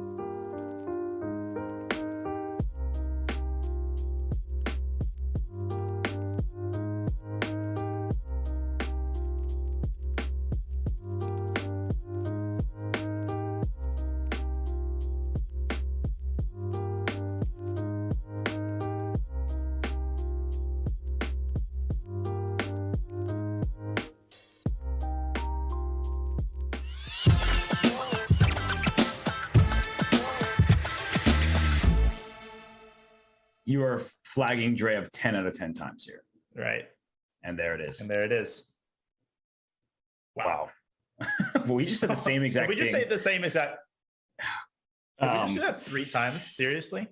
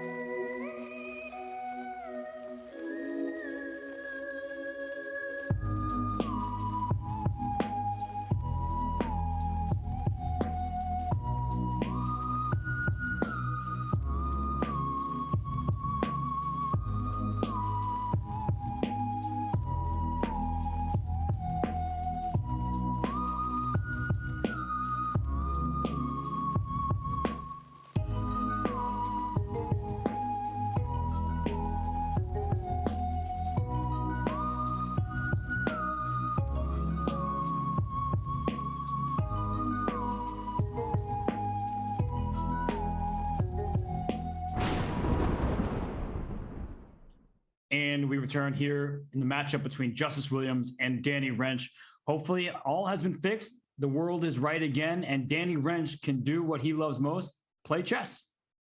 Oh God, Danny loves playing chess. That's why he's the chief chess officer around these parts. Yeah, that made-up title. You know, that everyone makes fun of when they're outside of the chess world. For sure. We're looking to get back into this match. The score is still 6-4. So nothing from the last 2 attempts to start those games are going to count towards the overall score. It looks like they're just going to redo that game, keep the match clock the same, and yeah, hopefully things get underway just fine here. For sure. And they're about to get this match back going. We have that tiebreak graphic on screen. You made that joke before, but it's true. This has been such a evenly contested match. The score is 2 points currently in Justus's favor, but throughout the match, I think we could see this one going either way. Yeah, and especially, I feel like if you add up all the advantages that Danny's had in the last 2 attempted games, he's at about -3, -4. So I feel like he's in need of a good game with Black here, and he's played 2 good ones. So I really wonder what the 3rd attempt is going to be here. Yes, and hopefully he gets that, and you see plenty of time remaining in this match clock. The score pretty close, and the position that we have on screen, I mean, Aman, this looks amazing for Black. We were talking about all of the great things about it. The C3 pawn is a target. The knight from E7 can reroute into F4. You could take on F3 just to really just put a dent in White's pawn structure permanently, and I don't see any attack for White.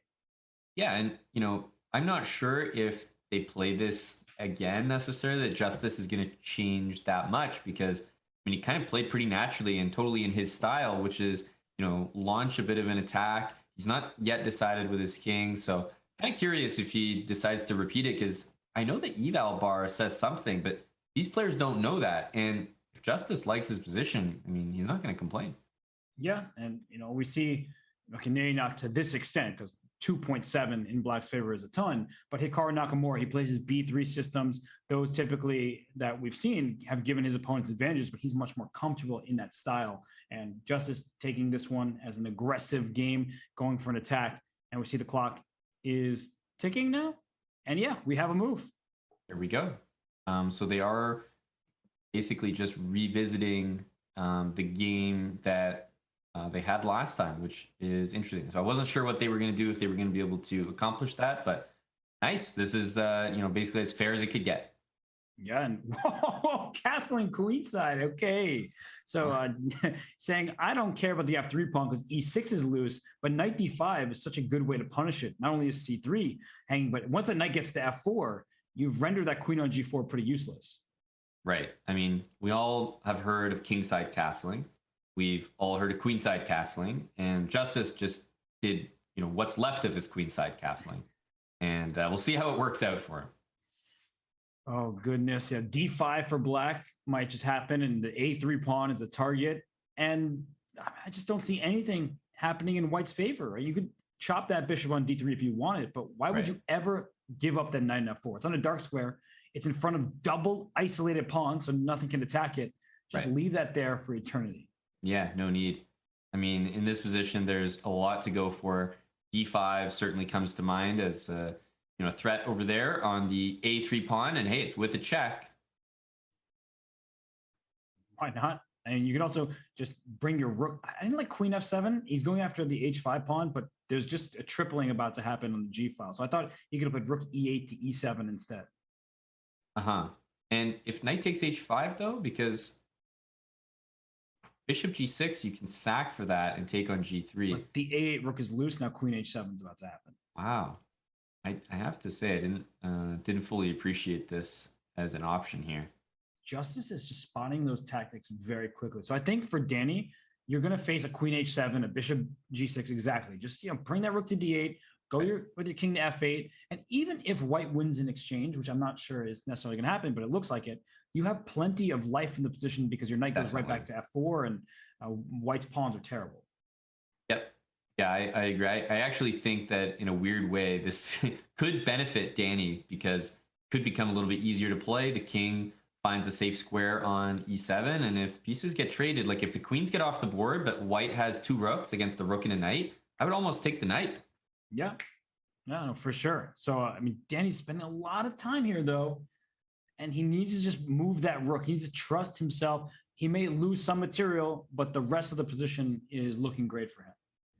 Just trying to think what he's thinking about. Is he considering playing, knight takes and like queen f8 and just trying to win all these pawns?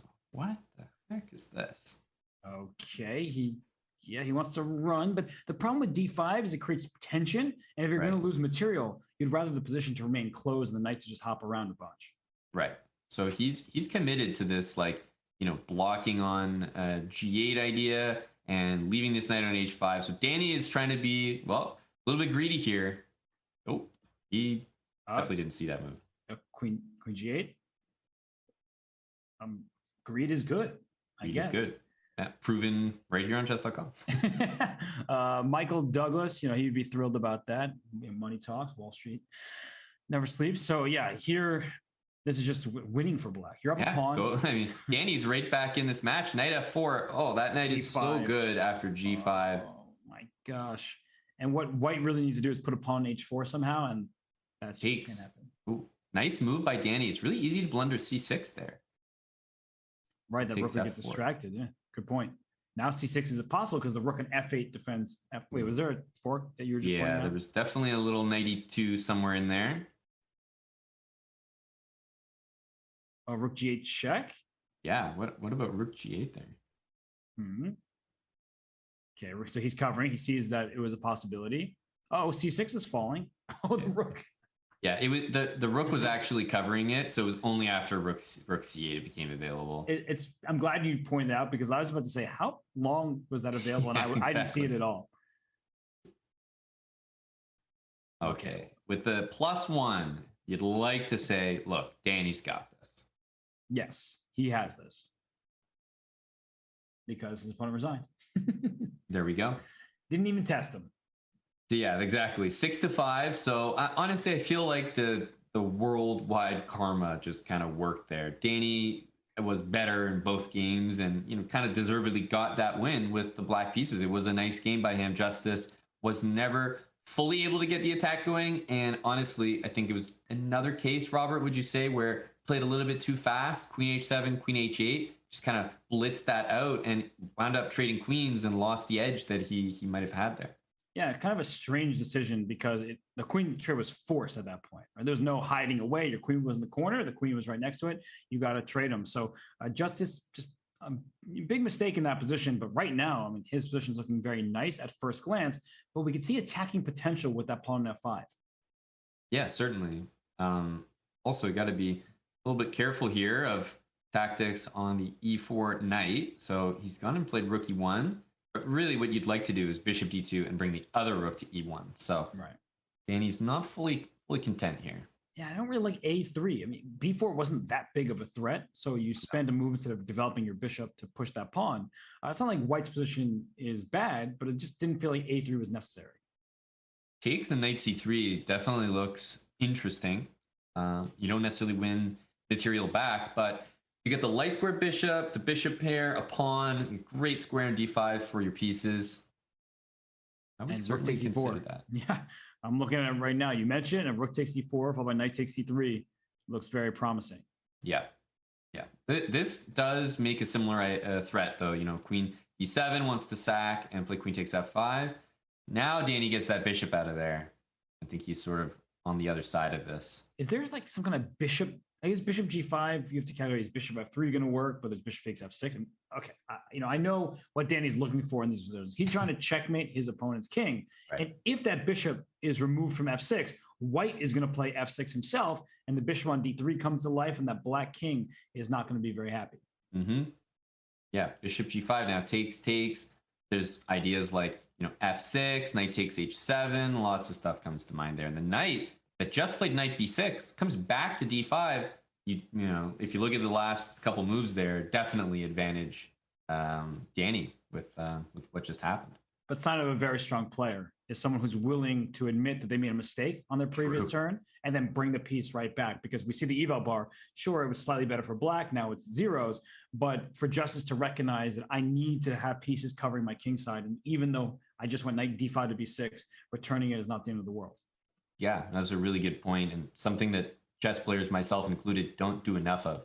Hey, if you put a piece on a bad square and you can admit and you know for sure that the square it was just on was the better square, hey, move it back. There's no sense in being stubborn. Although there's one issue with just trying to move it back. Like, I don't want that pawn on h4. I kind of want to move that pawn back. And also, I kind of want to put that pawn back on c5 to keep the tension. But pawns don't move backwards. So both sides have these decisions that I think that they would like to take back. Yeah, it only works with pieces. So be extra careful when moving your pawns forward. And I don't think, Danny wants to be extra careful. Yeah, of course. I was about to say, I didn't get it off in time, but I was going to say he's going to throw those pawns up. Yeah. But the h4 pawn could become a big target. And look at that diagonal, by the way. Oh, yeah, gosh. in here. Got to play and like king g2, bishop h4. e1. Yeah, that's a great tactic. King g2, put that on the board. Bishop h4. Queen takes h4, queen takes f3, and pre-move queen g2. Yes, that one is an acceptable pre-move for sure. And oh my goodness, Justice pieces are just storming in here. g5, you can just take twice. That knight is pinned on f3. So yeah, this is not fun at all. Queen e4. I wonder what happens next. I mean, g5. Just take twice. Yeah. Oof. Is there even a move here for white? Queen g2. I love how you said the knight d5. I mean, the knight's about to come in as well. Just like I'm barely able to say the move queen g2 with a straight face. Like I don't even trust it. Queen g3. Okay. Are we really attacking the pawn on d6? Oh, well, that move not. It blocks the coordination between the queen and bishop, but knight, I have to say it looks pretty good. Knight d2, maybe? Right. Just dislodging that queen, and there's no queen b1, no queen c2. Kind of amazing. Yeah, and then if you can get your bishop to f3, suddenly you're competing for that diagonal, and Right. It's just a game. That looks like a correct move. Knight e3, and I think black's gotta still be holding the better chances in the endgame there. Queen e3 takes, and if bishop f3, I think you can take it. Maybe try knight d1, get the pawns from behind. Yeah, the g4 pawn was loose, but I like your idea even better. Just go for the b2 pawn. That's a way more important one. A pawn chain only as strong as its base pawn. b2, that one is targeted, and then the rest might fall. So queen f4 is also possible here, just to go after the b2 pawn like you were suggesting. But maybe after queen f4, there's bishop f3 because the queen is defended over there on g3.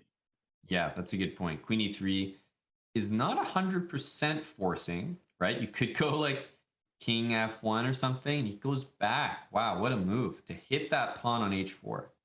Wow, okay, this eval bar is seesawing back and forth, but it's a really complicated position. There's only one open file. It's not clear how to checkmate the white king. So bishop e4, this queen h3. My goodness, yeah. Bishop g2? Are we see a draw like that? Oh, I didn't see that either. Well, Danny didn't, but Justus did. So that's a problem. Oh, yeah. You know what might have been needed was queen g2 in that position. That looks much more reasonable. Knight e3, bishop b7, there's knight f1, but knight 3, queen takes e3. So I'm just hanging pieces everywhere. Not my pieces, just take them. Exactly. Yeah, maybe knight e7, just hit the pawn, but now my turn to hang pieces. Yeah. So queen e2 doesn't quite work. Really good play by Justus. He's like comfortable with his queen in there. I think he's been playing really well. Whoa, he could take it on f6. No. The bishop on g2 is pinned. It was pinned. Yeah, just knight takes f6 was the move. Okay, knight f1 check is coming. Ooh, that's nasty. Easy to miss as well. Although, wait, how was this only? Okay, it took a while for the eval bar to go up, but it was like still like minus 1.6. Although actually, hang on. Wait a second. Bishop f6. Okay, you get 3 pieces for the queen, but all these passed pawns are coming. Yeah, the 3 passed pawns. It's a shame. The pieces can sometimes coordinate really well. I think you give it check and try to force the pieces to go to funny squares. Queen e1's a great move. Yeah, like. Really nice. Yeah, really nicely played here by Justus. Okay. If only you could sack the knight for both of those pawns. Right. Still be losing, but there'd be a chance. Now b4. Okay, that's a good move as well. Fantastic move. And if queen d1, bishop back is what he wants to play, but here comes the other pawn. Oh gosh, b3, and that's that. So Justus, I mean, he had the advantage for a long time there. There, of course, were some mistakes made, but I think that's the correct result based on how these two just played. Absolutely. That was a really fun game as well. To see the queen. I mean, the queen against 3 pieces, if it's truly just 3 pieces should beat the queen, Robert. But there was also 4 pawns and 3 connected pass pawns. So it really wasn't close. And just seeing the way he coordinated so nicely and dealt with minor pieces, not blundering any forks or anything like that. It's very nice to see. And once again, we're in a different opening. I mean, these players have been changing their repertoire game after game, and c4 is hanging. I think a lot of people would just grab that pawn on c4 and ask questions later. But white often just says, please take that. So I develop my dark square bishop, play rook c1, and your queen doesn't really get back to safety so easily. Mm-hmm. Yeah, this is pretty much par for the course. You'll see rook c1 here, and then knight c6, and sometimes knight a4 even. You were saying bishop f4. I also was thinking bishop f4, and then bishop e3 was played. So I was wondering if this is some kind of theory or if that was maybe a mouse slip. Or neither. Is neither an option? Yeah. Yeah. I'll give you that one. Yes. I'll go with neither. Yeah, because now black's up a pawn, and I don't see the full compensation for white. So it seems like black's just happy. d5 is going to happen, and okay, the best you can do, it looks like for white, is maybe rook c1, b4. Try to play in the dark squares. You're down a pawn, but you can do your best here. Maybe e4, e5. Yeah, queen like e4. Okay, is knight d5 available at some point? Just because rook b. Watch out for rook takes b6. Yeah, that's about to really happen. Queen to b5 if g4 as well. right? Just continue to put pressure. And the queen has escape squares, and black is up a pawn. So this is going really well for Danny. He lost that last game. Justus opened up that 2-point lead again. But right now, I think that black's position is good because you're up a pawn and it's just easier to play. Wow, that's a good move, though. Wow. Yeah, that does prevent his rook takes b6 idea. Okay, so bishop f2, I would play. Quick as a flash, because once e4 gets played, even with a queen trade, I'm looking at positions where white gets that pawn to e5 and not that convinced that Danny's extra pawn is as good as he thinks it is. Yeah, and then I has to go back. I mean, you could go to f6, but as you point out, you could keep pushing the pawn. If it goes to c7, it's awkward territory. And there's also b takes a. I was going to say after a queen trade, there's b takes a5, and just like go for a pass pawn over there. Right. But g4, allowing your f4 pawn to be loose, that not liking the look of it. Yeah. So I mean, if you need to, the problem is you want to play e4, but now you're dealing with knight takes f4. E3 is just so much worse. Look at a takes b4 coming in. Yeah, your e4 move is really good. It's psychologically difficult to trade queens when you're down material, but this looks just not good. If queen f5, there's e4 though, so you have to watch out for that little fork. Yep, there's something there, but Danny is remembering that, hey, knight e3, knight f4, these are really serious moves that are about to happen. If queen g4, I think we will see your e4 move. Yep. And all right, that definitely keeps white in the game, even though I think so. Down material. Yeah, he would be down some material, but definitely in it. And this is the e4 move he should have played last time. And queen g4 was a mistake for this reason. Like, just bring your queen back to h6. h4 was loose. The knight was coming into e3 or f4. Like, you had all of the attacking chances. So when you have an attack, you'd prefer to trade queens. Now the queens are off. B takes a5. That's what I was trying to mention earlier. Just take that pawn, put a bishop on b6, and how are you going to get it back? Ooh, this was really the wrong kind of move. Now pawn takes b4, and Danny's crushing it the way I see it. Oh, g5. And if fg, fg. G5, FG, FG, but even still, there's like bishop C4 and rook F1. But yeah, I agree. You should be able to defend your knight there. And it's a nice try here, though, by Justus, because if you don't have G5, you're just losing a piece. Yep. And that's good news for Danny, because when you have no other options, you end up finding it just by process of elimination. I think after G5, maybe even H takes G5, bishop G5, and you consider even moving your king up. Just try to hunt that guy down. I guess so. And now Justus is thinking, maybe HG5. It's so difficult, right, to figure out, do I take en passant? It's neither now or never. He takes on G5, which is correct. And I like your idea of king F2 and just walking that king up. Yeah, it's kind of weird, but you're still in this pin. I'm a little concerned about taking and rook coming down here, but an awkward move. This one, it actually unpins for you. Right. Although I think Justus wants a rook lift. He please take me on a3. I'll take with my rook. I'll try to swing it over the king side and go for checkmate at some point. Yeah, or rook d4 and rook g4. Double rook lift. Well, he took care of the fourth rank. Bishop drops back to f2. Watch out for rook g3. Doesn't win a piece of h6. Just starting to look scary, though. I like that move. Yeah, knight c5. Bishop c5 is. Oh, sorry, yeah, bishop. The knight is hanging on a4, so bishop c5 doesn't quite work yet. Knight c5, and you're not quite getting into e4, but the nice thing about this is that you're threatening to threaten.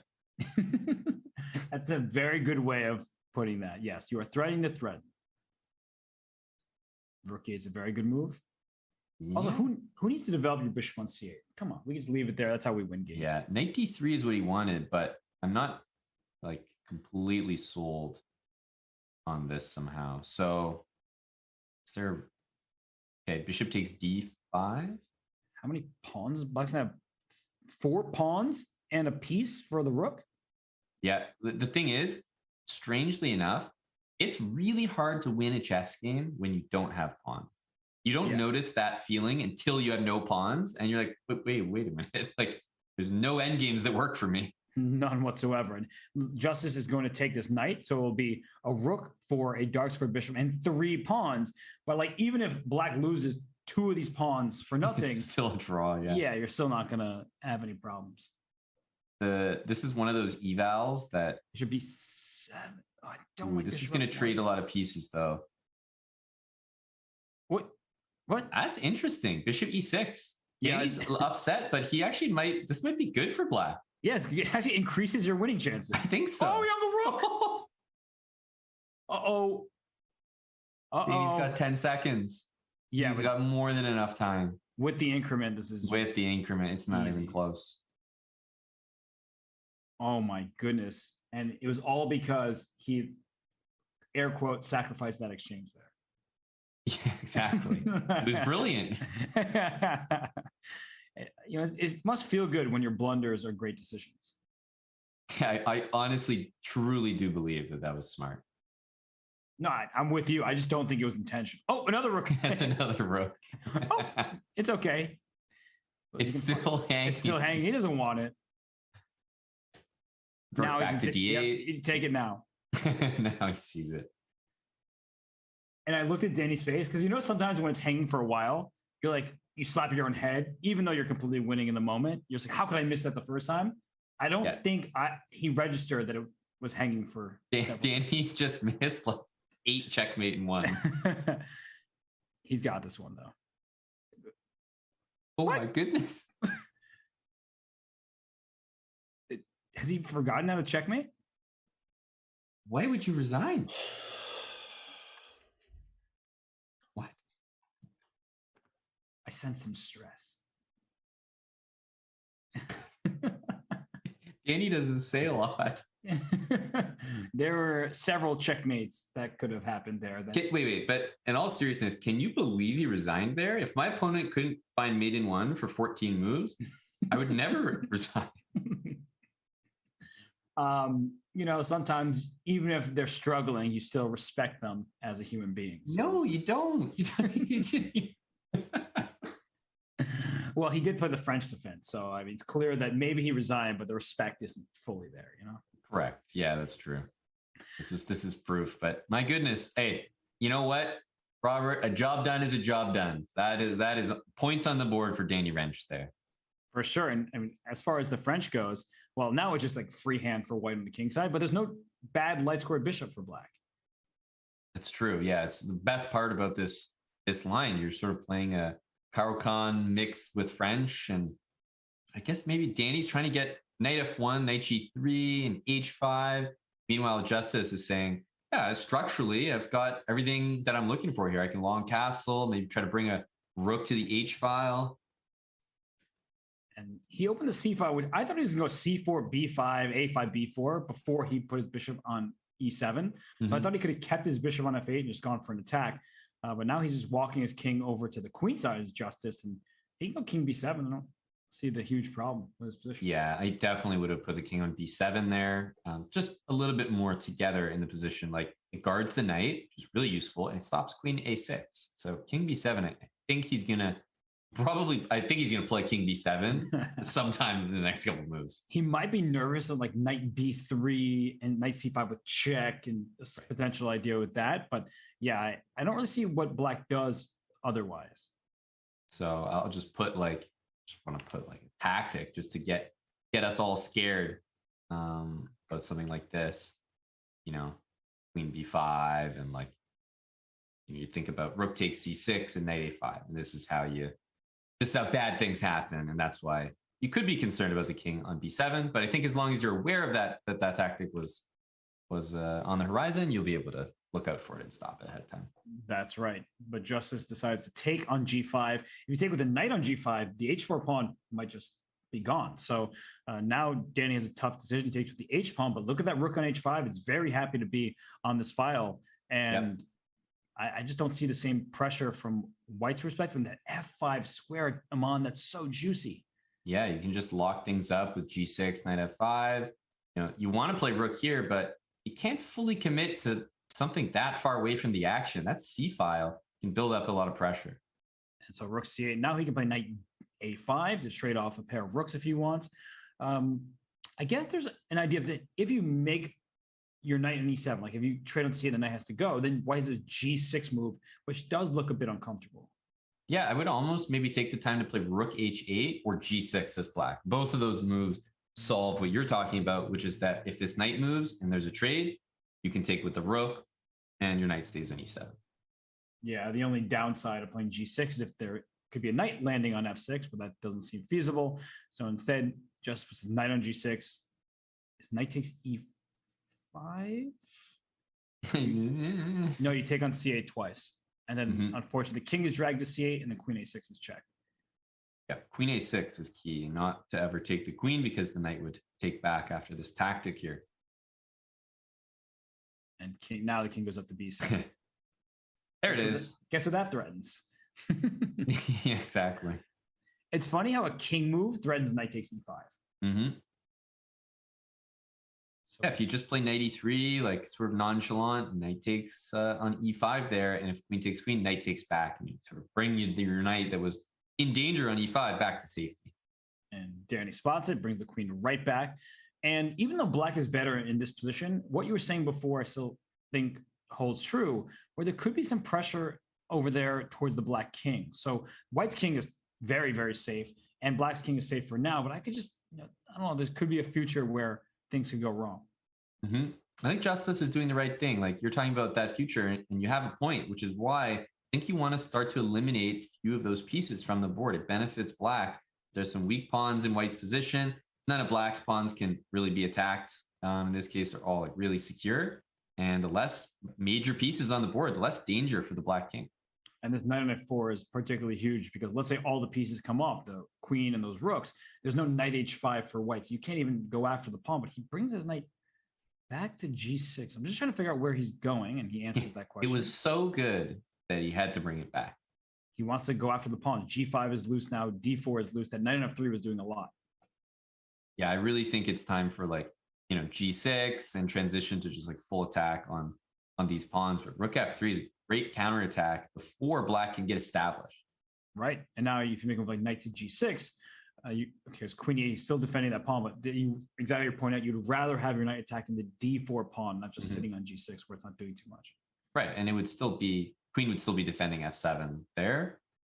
If knight c6 now, I think he wants rook f4. Yeah, good defense by Danny, because this position could collapse in a few moves, but he's holding on to every single pawn. Is it time for g6? I kind of like g6 and maybe rook g4. I'm totally with you. You see, it's so difficult to sit passively and do nothing. So at least that gives you an active target. And by the way, Justus is the one down on the clock. We haven't seen much of that today. True. Yeah. I mean, I would almost consider g6 now. If queen here, you have a knight d8. Yeah, queen f3, still knight d8. Oh, he's on queen g4. Yeah, so this knight d8 is going to kind of hold everything. It's a very passive move, but it's a really good move, honestly. Oh my gosh, I didn't even see rook h6 coming, but that's such a useful move. Okay, rook c3. That knight on g3, it needs to find a good square. Where does it go to? Knight e2 to f4? Yeah, but great reaction. Knight c6. Suddenly, look, there's no rook f7 threat. What's long past? Time to make my own. Yeah, great play by Justus. And ooh, f4 is not what you wanted the knight there. Yeah, he's going to be backed up here slowly, but surely g5 consideration. Oh, he walked right into a fork. Queen takes d4. Is that just so trade, bad though? Just or queen c1 as well, but you could just trade, take a rook. Ooh, easy to go wrong here though. He needed rook h3 first. That was his mistake. Danny, what are you doing? Then there's knight h6 at the end? No, there's knight h6. But wait, what? I think the bar is just broken. Yeah, it's just taking a while to catch. There it is. There it is. There it is. I was gonna say, what are we missing? Yeah, exactly. He's up the queen, but what? Danny's got the resource. Oh wait, no. Oh my goodness.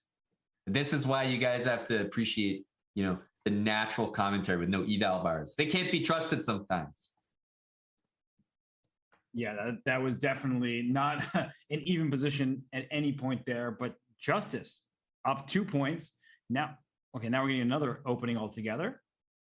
Yeah, the story of the 3-minute time control as we get our final game, like just snuck it in there really, as you can see the match clock just above my head there expiring. So this will be our last 3-minute game, but the story has really been Justus taking that 2-game lead and it's sort of fluctuated between 2-1, 2-1. If Danny can bring this to 8-7, I think he's right in this going into the bullet, because he's proven he can hang with Justus in these time scrambles. He's a little bit more accurate, but a little bit slower. That's very true. But what's also true is look at this position. You have an isolated queen pawn on d5. This is like the most miserable position to play in chess. I don't care what the eval bar here. It's actually very high for white. I actually don't care about that either. But I see when it's even, it's bad for the side with the IQP. When it's better for you with the IQP, it's still worse for you. So it's just really difficult to play in blitz. True. And the knight is not even on a square where it can really get active. Like it pretty much can't move. You almost have to bring it to E8 and then to F6 or something like that. But Danny made a really good move here, because if you think you're winning a pawn E4, there's rook D2 at the end, hitting your bishop on B2 and your knight on E2. So Danny was setting up a trick. Wow, that's a pretty good one, actually. And after rook C1, I mean, I'm looking for tricky moves for black to play, but I don't really see any. I think he's just got to bring this in. He's just going to have to deal with this long diagonal pressure. White has everything to play for here. And honestly, it's looking more and more like Justus is going to bring this to 9-6, which would be a whole time out of. 92? Did I just jinx it? As soon as you said that, he walks right into this fork. And it's not the first time today he's had these double F pawns in front of his king. Yeah, if that, because now I start to get a little concerned. He takes on F6. Okay. Knight takes F1? Exactly. Knight takes F1. And if you take, queen takes. And you're offering a trade. And meanwhile, they're still hanging bishop, hanging knight. Oh, this is just winning. Okay. Well, we all make mistakes. We miss tactics. No, my goodness. This is not the way to handle it. No, because now white has absolutely nothing to worry about. In fact, I think black you have to draw, right? Yeah, if black doesn't do that right now, you could be in some big trouble. I mean, rook takes D8, queen A7. Must be worse. Takes and queen A7. He's just ripping open the king. Queen G5 was needed. Draw. There was a draw. Now it's a loss. Queen E4 check. Oh, that's so tragic. It's really tragic. Danny had so many draws. He can only blame himself here. Yeah, no, and that's immediately, I would say immediately losing, but that pawn on B5 is annoying. But that white king that's on G1, it's putting on its Nikes and it's sprinting right to C5. Yep. H4 if necessary. Danny he can only be kicking himself if he dares analyze this one back, because lots of perpetual checks, and not just perpetuals. He had ways to just win the game. Yeah, no, that was just a position that he could have won. Knight takes F1, stolen the exchange, and he has so much time left right now. He undoubtedly wishes he used it 10 moves ago. Yeah.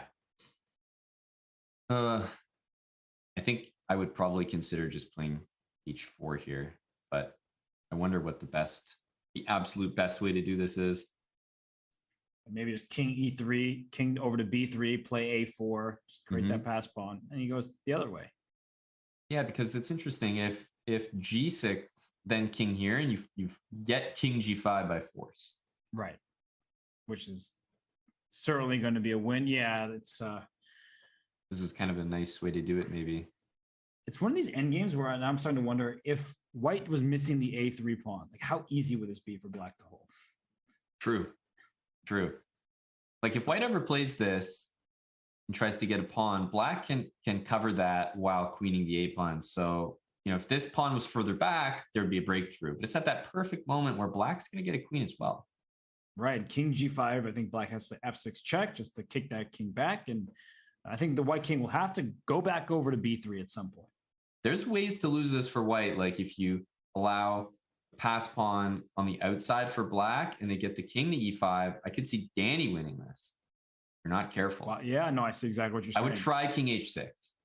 He allowed F5. Here, I think F5 is. King G7. He's just trying to sort of sit on this position a bit.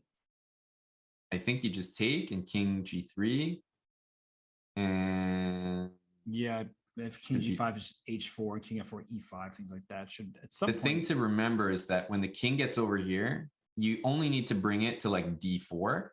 and then you don't need to take this pawn. Then you play a4 and queen your pawn while the black king goes for the h pawn. And that's extremely important because if you go like hunting for this, you might lose. You don't have all the time in the world, and black will just go after the h pawn and promote his. So Danny down to 25 seconds. I mean, king g5 is f5 here.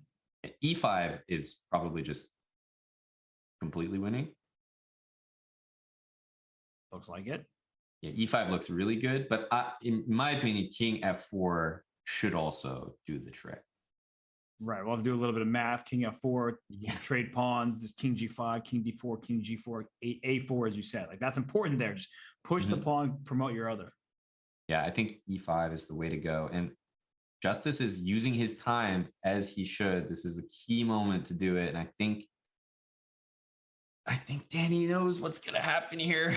Yeah, H4 for white, and then the king has to go, and down goes F5, and that's an easy win. So he resigns, and Justus has opened up a 3-point lead all of a sudden. These last few games, Amon, they could have gone Danny's way. So he could have entered the bullet up like 8-7. Instead, he's down 9-6. Crazy. That's just how unforgiving chess is, especially the competitive nature and these short time controls. We're about to go into the bullet portion where we know comebacks can happen. We've seen them. We don't have to, overhype it. You guys know it's possible. These games go by so quickly. There is increment, so Danny's not just going to be flagging, but hang on, go back to those insights. Remember, Robert, a lot of the games were actually lost by Justus flagging. So be interested to see if that happens in this portion as well. And well, the increment should help Justus because 33% of his losses were by flag. That's a third of his games, or I should say a third of his losses. And with the increment, that's less likely, but still, Danny Rensch certainly has a chance. Right now, he's in a 3-game hole against international master Justus Williams. We'll be right back after this short break here at the IMSCC Speed Chess Championship.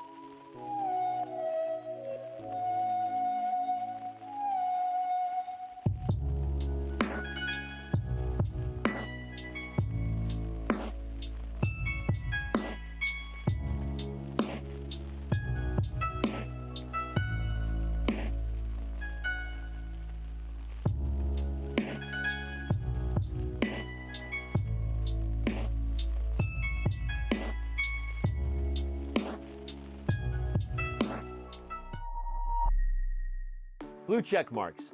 Everybody loves blue check marks. Chess.com is excited to launch its own blue check mark today with our verified members program.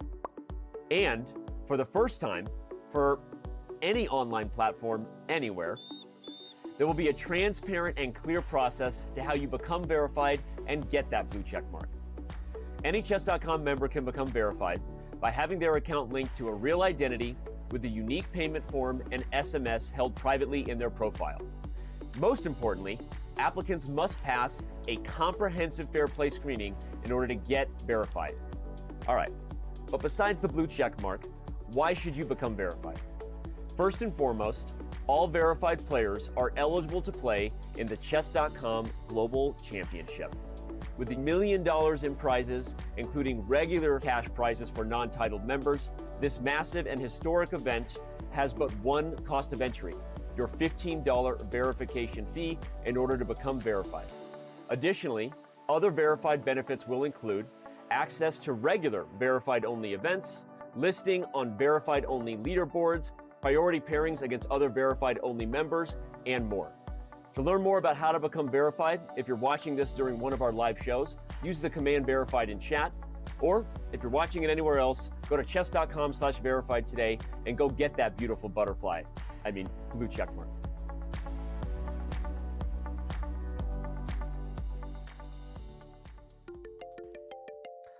What is going on here? Hey, Elon. Yeah, no, you saw the news. I know you like buying companies with blue check marks, but we're not for sale. Dude, do you even know how to move the pieces? All right. All right, we're going to get back to this later. I got to record a video. Thanks, buddy. Elon.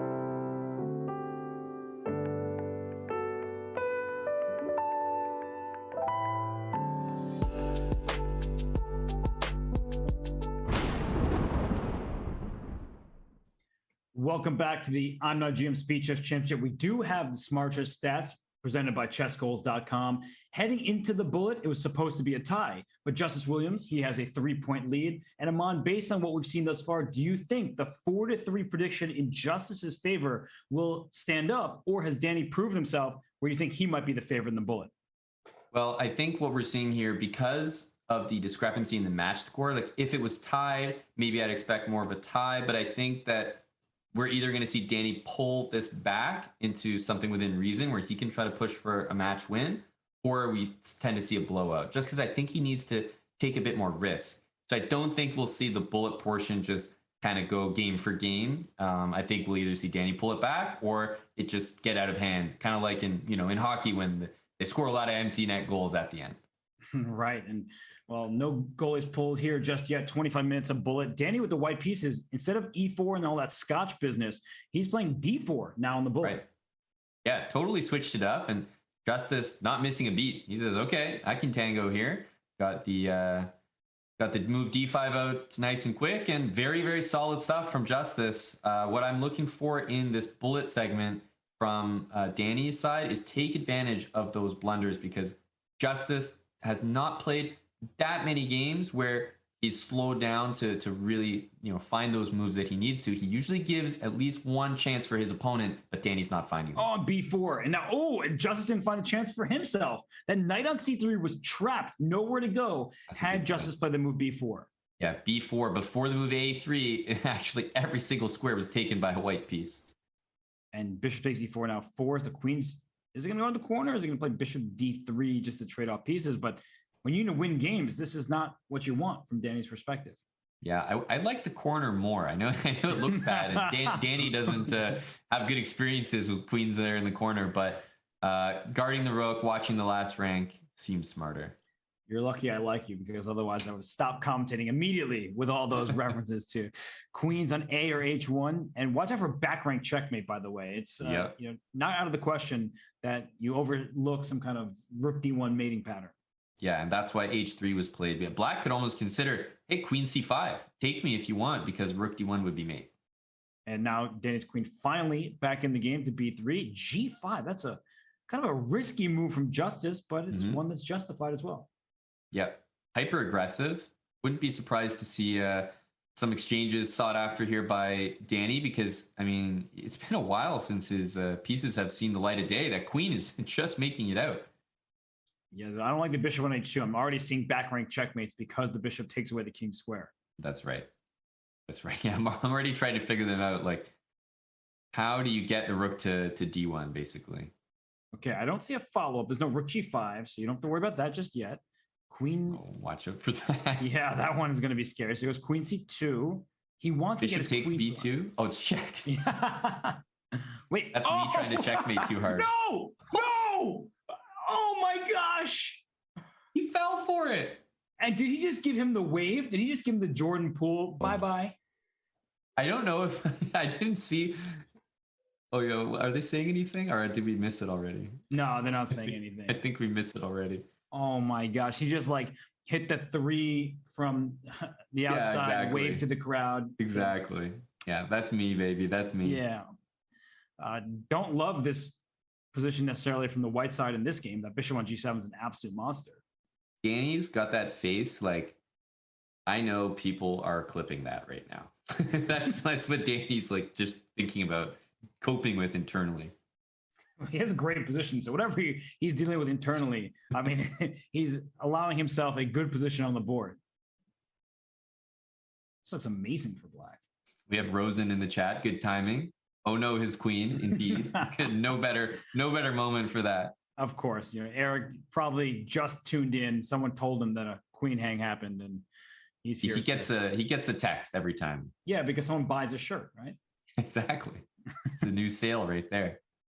Bishop e7 is rook takes d5, but what about knight e7? Yeah, knight e7. Yeah, you can get a rook to c8 at the end, but there's even rook d8 there. Oh, that's so annoying. Rook d8. That is so frustrating. You're like, oh, my one bit of activity, and then they plant the rook on d8 with a trade. Mm-hmm. Okay, now in this endgame, even though you can trade, bishops are going to be very annoying. Right. I don't think you actually want to trade right now. Precisely because strangely enough. And also, we shouldn't. So I'm trying to figure this out right now because rook c8, there's still maybe takes an h5. Try to scare them with the outside pass. No, but that's and you can start with rook c8 and then force rook d8 trade bishop g3 and h5. No, that's really nice. Yeah. Take. Oh no! I saw piece on d8. Don't pre-move that. I got tricked. I saw piece on d8. I'm gonna take it. Do you think that's why he did it? It's actually a bullet trick when you're sort of like hovering a square, and it could be. Oh hilarious. My gosh! Yeah, no, So he could have went rook c8 again, but I guess. Ooh, h4 g6. So good move, king g6. Oh, but knight f5 is not going to feel good. Oh, he pre-moved it. Not a good pre-move, but it's working out. Yeah, it's actually okay. Okay. Good move there, king e6. Yeah, that keeps his chances alive here. That bishop on f6 is such a monster. It is so annoying. It's covering absolutely everything. King e4, rook c4, though. King back to f5. Really good decision by Daniel. Rook h7, king e6. So could be just a draw. Yeah, push those pawns. If you get checked, go here. Rook c4. Okay, time for this. King f5. There's rook h7 again. I feel like Danny's kind of doing it well. But rook b7 is about to happen. Oh, rook e4. Oh, rook you traded the rooks off. That was. I wanted to go for that endgame. I don't know if it was good though. Take on g5 now. Your rook can take. Oh no.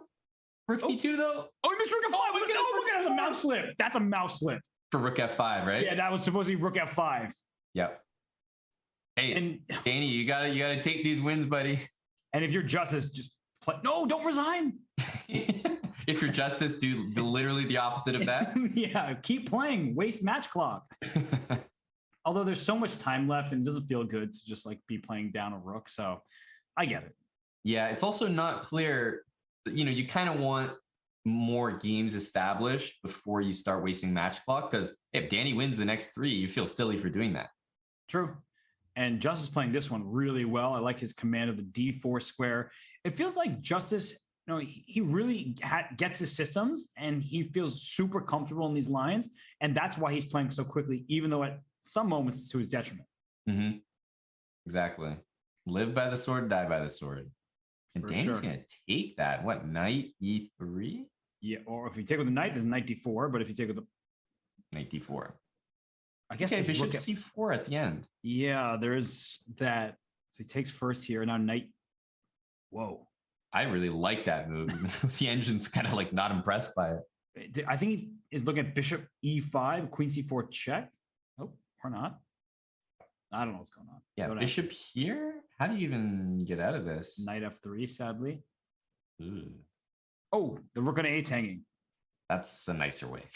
Yeah. Although, can you still take on d1? Give up a8, your king runs to f7, maybe to g6, and I think so, yeah. And yeah, now maybe Justus king f7, queen f8, knight e6, knight takes c5. Draw. Agreed. Okay, so need to move this guy, and rook e1. Gotta watch out for back rank. I was about to say, don't play knight b3 because then bishop takes d1 leads the back rank checkmate. Yeah, good point. So Danny has been back ranked already, and rook g1 is him saying it will not happen again. And the good news is he can't really get smothered because of the bishop on g2. 96? That's just yeah, there's no way, no tricks here. That's not the first time today Justus has just like walked into a fork. Hey, look, like I said, Justus is giving Danny opportunities to get back in. It's whether Danny sees them. Sometimes Justus plays a clean game. He has had a number of those. Been super impressive. When he's on, he's on. But there are the moments that Danny has to capitalize on if he wants a chance. And now just take on e5, rook e1. And this is just like super straightforward. Yeah. Rook a5, rook a4. Rook a4. And he's resigning these quickly because honestly, yeah, like we said, he might want more time on the clock. And look at their ratings. They are even at bullet. So yeah. I didn't recognize that completely going in, but they are as low as it gets in terms of rating in this time control. Yeah. And Danny's playing so much different. This is what I was saying. He's playing so much different in the bullet. It's like, you feel like he's not the same guy who was playing those time scrambles from before. Bishop b7. Bishop b7? Yeah. Okay, he's retreating, but bishop b7 was there. You couldn't take on e7 with mate hanging. Yeah. But this still is super unclear. Yeah, as white, it's easy to go wrong here, but I think he might just full commit to the knight and go c4. Like, just say, okay, I'm leaving the knight there. This is a bullet game. I'm going to make you sweat. And look at Danny. He like perked up. He's like, what's going on here? Queen g7 after e takes d5. Who does that favor? He castles into it because there's no knight f6 check. You have two minor pieces covering. That's pretty sweet. Oh, watch out for the rook on f1. Knight d3 can be played, but you're not in a good position there. Bishop d2 as well, but still d takes e5. Oh, gosh. Whoa. Wow. Wow, that was awesome. By everyone. Yeah. Wow, that was really cool. Queen takes b4, queen b7. That looks like you're hanging stuff. Takes bishop here and take, but white takes here. Help me. There's bishop e7 at the end. I think this is the way to play. Yeah, bishop e2 is no rook d1, so that's good news. Can you... No? Rook e1. Oh, is it a4? Oh, a4, bishop is trapped. Oh, my goodness. Oh, speaking of trapped bishops. Oh, not that bishop. It's not trapped. Oh, my gosh. Rook a2, so it's an extra... What? Wait, I wouldn't have taken that. No. Now rook a8 followed bishop takes b2. Uh-oh. And knight c5 to b3 is a la tempo. So you'll see like bishop d4 and then knight c5. Bishop takes and knight b3. Mm-hmm. Also, you saying a la tempo is just awesome. Just Yasser. Yeah, that's a Yasserism for sure. Don't play knight c5 yet, because then bishop takes in d7. So start king with f8 is a huge move here. Followed by knight c5, completely winning. And, okay, f6 good. King f. He's just going to bring his king in and leave f5 it. Good move though, but yeah, it's impossible. Now knight c5 can just trade off pieces, and then okay, he's like, why do I need to do anything over there? I don't agree with this though. I think knight c5 is kind of the way to force things off, because then you put the pawn to c4, and he's done it a bit late, but he's still doing it. Yeah, because you can never take on a2, right? Once the rook trade happens, the king and pawn is easily winning for black, especially because the pawn will promote. King now, e8. the trick is that king e8, king d7, and you just, after king here, Justus is being very tricky here. Getting two passed pawns, I think it's just not going to be enough. Yeah, because his trade, take d6, your rook can always just go right back to a8 or That's a7. right. Good move. Yeah, and the king will just establish itself here with f5, f4 coming. I would play rook takes a2 for Justus at some point, like right now. Yeah, I was about to say the same thing. Don't pre-move if you're Danny. You got 13 seconds. You know what I would have done is try to get like a stalemate with the king on e3. Oh, it's close. Yeah, it was. But now it's unfortunate no stalemate. But that's a really good idea. You have the idea though. So I would have gone king e2 with the rook on h3, and then rook h2, king back to f3, and it's just you can try it. But and here comes rook e3 for black, and the pawn promotes. Not now. Yeah, it's still okay, I guess. Whoa! Oh, king takes e1 was easier. Yeah, this is still winning. Oh, okay. He pre-moved at the wrong time, but Justus almost caught that stalemate. Yeah. Yep, that was pretty sweet. And he's trying. He's really working. I love that effort from Justus Williams. But you got to say, Danny doesn't get his wins. The conversions aren't perfect, but points are going up on the board, and it's 10-9 right now. This is a serious match. Anyone can take this with 12 minutes left. That's so many games, Robert. And I think Justus is sweating. I mean, you saw him just like grabbing the shirt. Yeah, literally. He was airing that out. And what's going on in this game? This is Danny's style for sure, but queen a7 check, really clutch move. Mm-hmm. But this is bullet. I would always wager that white is happier than black and bullet. Yeah, with the potential for the attack. Who cares with the extra pawn? Maybe a nice draw here for the people. Okay, so if you castle kingside, is there actually an attack? I don't see one just yet. Oh my goodness, I don't know about that move. Okay, queen d4. Rook c4 next. Like right now? Or bishop e3 would have won the pawn on the spot. That's true, yeah, bishop e3. Now take on c5 and... Yeah, I think as black, you're very happy here. If your bishop establishes on d5. Oh, I thought it was going to rook c7 because to not let that bishop out. f6. Played? Yeah, f6. I don't know about e5 because of bishop h6, but it's definitely the right idea. Yeah, I'm trying to make this work as well. Do you start with rook c7 first? Mm-hmm. Is there even bishop takes e5 in some positions? Probably not because you get back rank checkmated, but... Yeah, that's Danny, don't do it again. We've already seen that one. I got a bad feeling about that back rank. So bishop h6, rook f7, queen e4, there's bishop b7. Oh! Uh-oh. Because you can't take. Can't take it. Don't take it. Danny. I mean, you're going to lose if you don't take it, but Danny. You're definitely going to lose if you do take it. The back rank, Danny. Yeah, just resign. Do you resign? Yeah, I mean, there's 10.5 minutes in the match. You're going to lose maybe you play a few more moves, but... Yeah, but you can effectively resign. Because after ef, queen e8 check, rook f8, you're out of checks. Yeah. Yeah. Rook's hanging. I would play like a few checks just to make sure. Okay, I wouldn't play this move. I think Danny just has to resign. Yeah, bishop g4, and you can give it up. I hope like queen e4, bishop takes f3 still. The bishop defends the rook in the corner. That's right. The queen. How is Danny not resigning? Well, Justus is letting his time run because he probably realizes, okay, I'm the one that has the time to waste here. Yeah, pretend to think. That's actually really smart. Like he's just like, oh yeah, okay, I'll spend the next 20 seconds. This position's complicated, right? Don't give up. You still have a chance. Like maybe he didn't win his rook because he wants him to keep playing. I would want my opponent to keep playing as well. Okay, wait a second.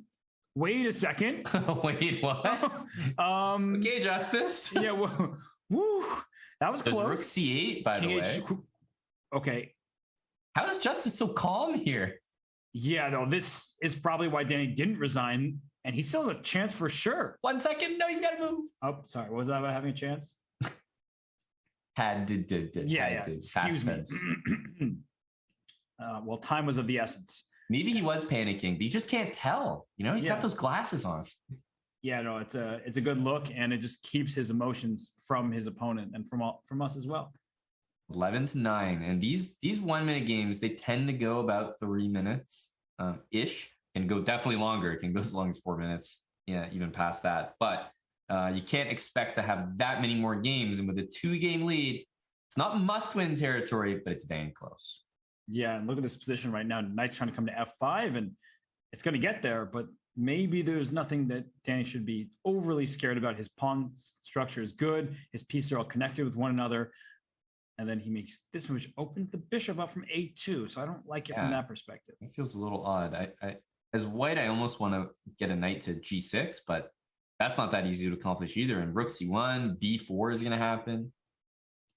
Okay, so Is there some kind of bishop f3, bishop h2 check? Maybe, but Right. I don't like giving up that diagonal. Look at the wrong. bishop on a2. Yeah. Yeah. Rook here, we might see this move though. Knight g4, maybe?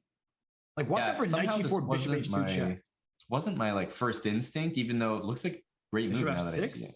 Well, I'm so confused at what's happening. Wasn't bishop takes f6 just shattering the pawn structure? For sure, yeah. This was just more of a reactive move, I think. Yeah, it's easy to get in that state, right? You see someone do something, I'm gonna kick it out, go back. Yeah, it's bullet. You sort of just react to what they're doing. Takes. And although Danny is down a pawn here, Ooh. it's certainly not the scariest pawn. And now he's not and already not down it. Oh gosh, knight c6. Don't hang your queen, but where's your queen going? Queen back to d6 looks good. Mhm. Don't play rook c8 because knight e7 check. And I can spy some other tactics with knight d5 and knight e7 in the future. So lots of knight e7s to watch out for. And Oh, queen c6? That's a piece. And Danny takes it. Talk about capitalizing. That's what he needed. And this Justus match. did not budge. Like, he just hung a piece for free, and I didn't see him move a muscle. No, he's not. Talk about poker face. My goodness. I mean, he is just so collected here. I don't know how that's possible. Most people get so angry, they slam their desk, break their mouse. It might just be full panic going on behind those glasses. Like just absolute distress. Queen c1 followed by knight f1 check. You at least save your piece that way. Mm-hmm. Because two That pieces are in their looks- second ones. Looks like it. Oh, he gave away this to get another pawn. So it's 2 extra pawns for black. I mean, yeah, I guess that's pretty nice, but it's a little bit odd. Ooh, I don't love f5. No, it feels like too much. He wants queen d1, queen d6, but you can't take the queen on b6. Oh, actually, maybe you can.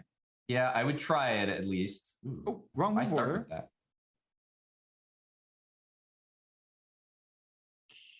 Wait, take no. Oh my gosh, he went knight d6. That was like the worst square because of that knight takes f5. Yeah, knight c5 was better than the pawns can get rolling. He must still have the edge, but pawn or knights are so bad at handling. These Oh pass gosh, you need to pawns. bring your king in. He pushes pawn too far. Here. What? What the heck? Is he trying to go for the f2 pawn? I respect the attempt and bullet, but Okay, but now white obviously can never lose. Just repeating moves as possible. yeah, what white can win this for sure. White probably will win this game. Knight c. Oh. What? Knight. No, move your. Oh, knight a5. Knight a5. Knight a5. Move your knight. Move the knight. It's winning. Andy, what are you doing? Knight What is a5. everyone doing? Move the knight. He did it. There it is. He's gonna win this now. I think he will. King.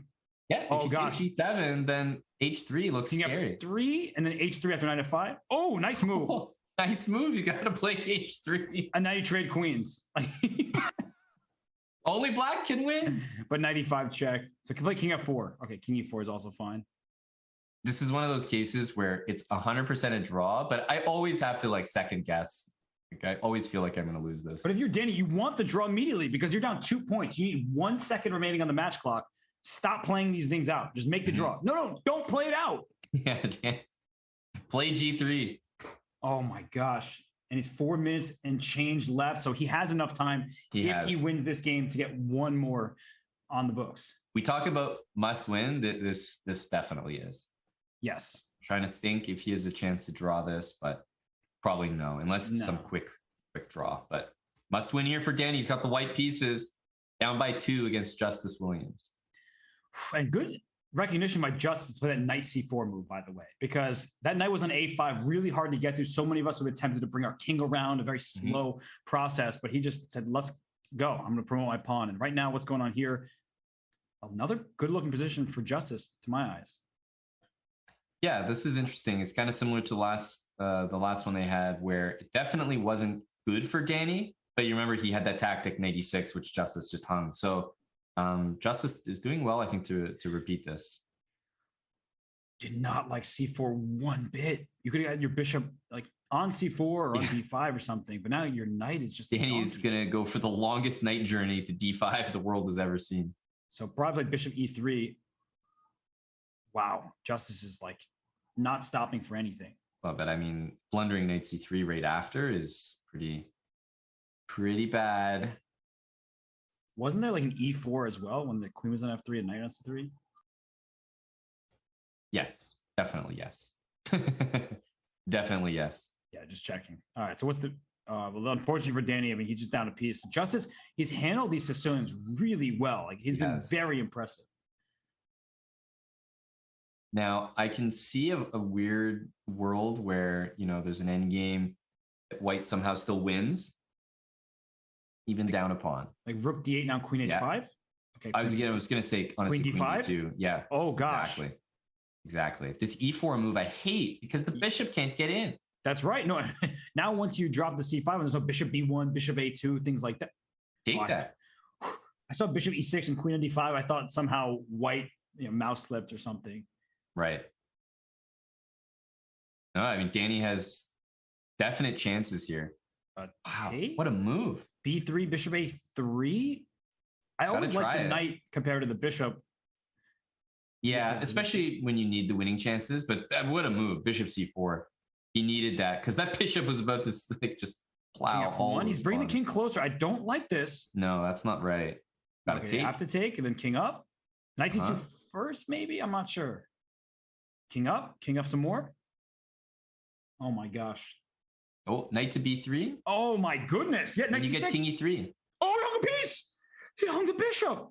Hang on. Oh, he gets the a5 pawn. Danny wins these. This is huge. Okay, now Justus is pre-moving everything, but giving all his pieces away. Unbelievable. This is going to be a win. And there's over a minute left. So unless Danny fails to win this... Knight h6. I liked it. I liked it. But it felt so unnecessary. I just like, what's going on? Good try by Justus with e3, and there's a minute left. So Danny, start pre-moving. Yeah, there's 55 seconds. So I hope Danny realizes that, Justus's time can't be more than the game clock. Yes. Wait, okay, you can pre-move to queen because there's a pawn left. You got to mate him. Oh my gosh, there's 38 seconds left. He has just enough. Queen, it depends on where the king goes. King g4, queen f7 to f3 is checkmate. As is queen to g6. Oh my gosh, he's going to get one more game. I don't think I can handle this. Oh my goodness, it's going to be just in time.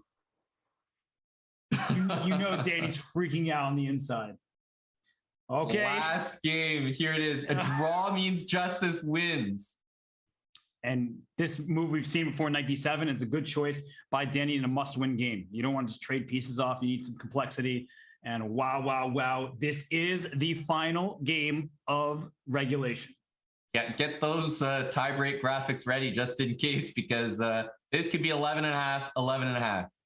And I like that Danny hasn't played d5 yet. He's waiting for the right moment because that knight came into f5 the last game. That was a problem for him. He's just waiting. He's trying to be precise. Yeah, I would have even played pawn to a6. That's often the idea. Just, put that pawn on a7 as a target for later, but can't fault Justus for what he's doing. You have to remember, Justus doesn't need to win this game. Right? No, he's just trying to play solid, but that's also tricky, right? When you're playing too solidly, you need to play in the spirit of the position, not just to avoid a loss. And as you're pointing out, that Fianchetto bishop's about to be a problem. Yeah, pawn on g3 is not looking good here all of a sudden. And Danny's got the edge. I'll say watch out for knight f4, not anymore because the knight moved out the way, but there could have been a piece sacrifice in the air. Yeah, that was actually beautiful. Knight f4 with the knight on e3, but not anymore. Bishop takes g3, always a move. Bishop g3, you can do it and take a knight h4. There has to be something there. Oh, but the knight on d5 is in the way a little bit. So sack it. Get rid of it. Yeah, exactly. Maybe take on g3 and then just toss it. Is h5 a move potentially? I don't even know. Maybe just rook a1 first. Rook a1, h5, knight f4. Just bow. But Danny knows there's something. It feels right to him. Okay, take with a bishop for sure. I don't see it though. He's gonna maybe try knight f4 and take it. He just goes queen back. I actually think that's a good practical decision. Yeah, totally reasonable. Honestly, the knight's coming in here. There's knight h4 ideas. This is tough to play for white. Knight f4 for sure. Knight f4. Oh goodness, h3 and d3 are both problems. Not to mention queen c6. If you want to line them Queen all up. G3, 92. Oh, it's so nasty. And that's probably the most tempting move in the position. Yeah, because Queen H2 drops this knight. Oh my goodness, he's defending that. And if H6, is there like a knight F7 or something? There's probably knight E4 as an idea. Wait, there's a mistake? Knight H3. Oh my goodness. Danny's got, I mean, he's got everything here. And B5 is actually a really nice move. That's so good. It wasn't necessary, but it's really nice. C4 now. C4, such a good move. And after takes, you could even take this. Rook takes D3. Okay, he plays knight. Danny, safety first, knight guards E6. I really like that decision. Queen takes E4. Okay, just simplify. You're up a full rook and a pawn. Okay. Danny's going full simplify mode. Oh, that's not the first mouse that we've seen from Justus. Oh, we are going to tie breaks, baby. Okay. Yeah. So now we have overtime. Free Can't chess for believe it. all. If you signed up for just a match of the 5+1, 3+1, 1+1, you get more chess because it is a tied match. 4 games, a best of 4 series in 1+1. That has to favor Danny based on everything we've seen. Yeah. So they play 4-game mini match. And what happens after? If it's still tied? I think they play like a single game. They play an Armageddon. Yeah. Let's bring that up so everyone can see. And I mean, if we get there, Robert, it's going to be mental in here. But a 4-game mini match, same time control that you guys have been witnessing, 1+1. It's already underway. But if it's tied, there is going to be Armageddon, Robert. So how about we cross that bridge when we get there? Okay, and the score is 11.5, 11.5. We'll update that on the screen for you. So it's a tied match. Now it's a best of 4 series. It's 0-0. And Danny with the white side, I really like how Justus has played these Sicilians. Totally agreed. I think he really, as you said, like he sort of has the essence, the spirit of the position. One thing that's, I feel like a little bit different here is that pawn hasn't made it to B4, which it often has in the past. Right. So Danny's actually claiming more space, and he wants to bring, I was going to say knight to D5, but instead he pushes pawn to C5. Takes D1. Oh, good spot by you. Could have grabbed a pawn there, but okay, that's still solid for both players. This rook on A7 misplaced, so it goes back to 8. Good move. And it doesn't look like there's much of anything for either side. So Danny's going for the attack, but that turns out it's probably like bishop F5 and knight D5. Right. Yeah. And just, you got knight F4, knight F6, you got all the dark squares. G3 looks pretty solid here, stopping knight F4 permanently. We love those pawns, 3 squares away from a knight, and knight B4. So A2 is a little rook there, C. Nope, not rook C1. Not rook C1. Maybe rook D8 and then no, there's still gonna be a back rank problem. So there was something there, but really difficult to spot. No, it was rook takes D8 and rook C1. Because if you go for the back rank here, you get back ranked yourself. Oh my gosh, if we get time to show that. But this actually doesn't look that bad for white. White is with the attacking chances. True. Yeah, just ride this one out. Hey, it's a bullet game. No one's going to see everything. Knight C5, and if rook C, there's knight D6. Oh, knight C5, rook AC8, knight D6. Are you going to speak it into existence? Not quite. Could still happen. Yep. Don't move that queen from F7. Do not take on B3. Yep. Not all knights are free. Now he's going to do this for sure. And rook C8 could be played knight D6. Right. And rook so likely. Oh my goodness. He's like opening up the side where his king is already in danger. Got to just take that and roll with the punches. Ooh, knight takes. Well, hang on. King G2, I'm almost thinking. Knight H6. But King G2, there's like knight F4 check. So that's why he plays it. True. I think he wanted the knight in here, but that doesn't look good enough. Rook C8. F5? Oh, he plays it. But EF, wow. Queen D5, FG6. What is happening? Oh my goodness. I wouldn't want to walk into this. No, and a diagonal's open against that bishop A2's coming? No, this looks wrong. Yeah, bishop A2 is huge. Bishop takes G6, not to mention King G2. What is that? Oh, he wants rook C8 or something. I'm trying to justify it, but hard to understand. Almost got to go rook F1. Probably. Or if you want to trade the queens, G7. G7 was an option, but rook F1, I mean, hard to complain about that. Is there rook D? Okay, knight D2. I think it's almost time for that. Yeah, you can throw it in after knight takes G7, and he sees it. Big move. Yeah, that's huge for Danny's chances. That's amazing, actually. Watch out for 96 check. Okay. Oh, 96. Oh my gosh. Oh, and he finds it. Oh my gosh.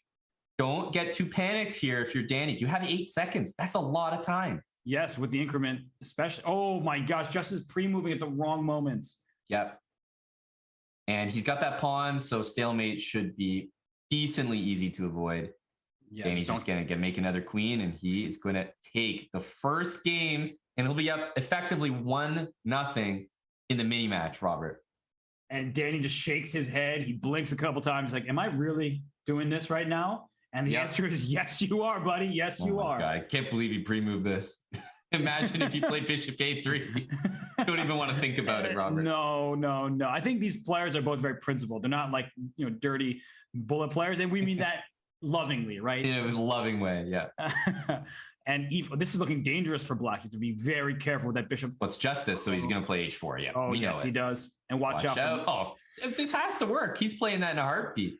Okay, King H7, Knight G5 check, Bishop G5, H G5, and then the Queen comes to H5, and Well, that's done. That looks done.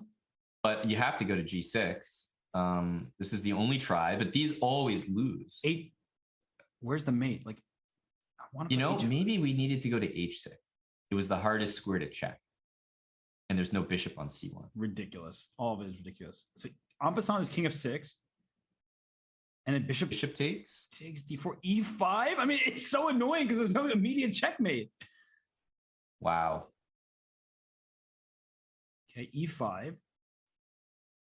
And okay, well, that's a problem. Queen e6 is mate. King f5, Queen e6, King f4, g3, check, and mate. King d5 and King d4. Yeah, he's gonna do it. But Queen e4. And then Queen e6. That was awesome. Wow, Justus, he's a beast. You don't want to give him those attacks, and Danny walks right into it. Once you see h4, that's a moment you stop. You pause. Bells and whistles have to be going off. You need a pause. But now we're getting to a Trompovsky attack where those double pawns can be really annoying in blitz, but the pair of bishops can also be quite a weapon. Uh-oh. And, for the run that Danny's been on, it feels like Danny's kind of on the Cinderella comeback at the moment. Shout out to Justus for just putting a stamp on that win. Like, he came back down after a comeback to tie it. It's down in the tiebreaker. Boom. He does exactly what he needs to do. A crushing win with the white pieces, and now it's back to 1-1. Yeah, Justus has played really well. I mean, look at this opening. Danny's just trying to make magic happen, and Justus is responding with good, strong moves, not anything unorthodox. And C5, Tempo. breaking open the center, the king's in the middle. I guess Knight F3, no matter how you take, you're not happy. Oh my gosh, Bishop B4 check? Yeah, Bishop B4, no questions asked. Knight D2, and I don't see then Rook E8, I guess. You don't need anything. You're just good there. Oh, but Knight C6, just a little bit too deliberate.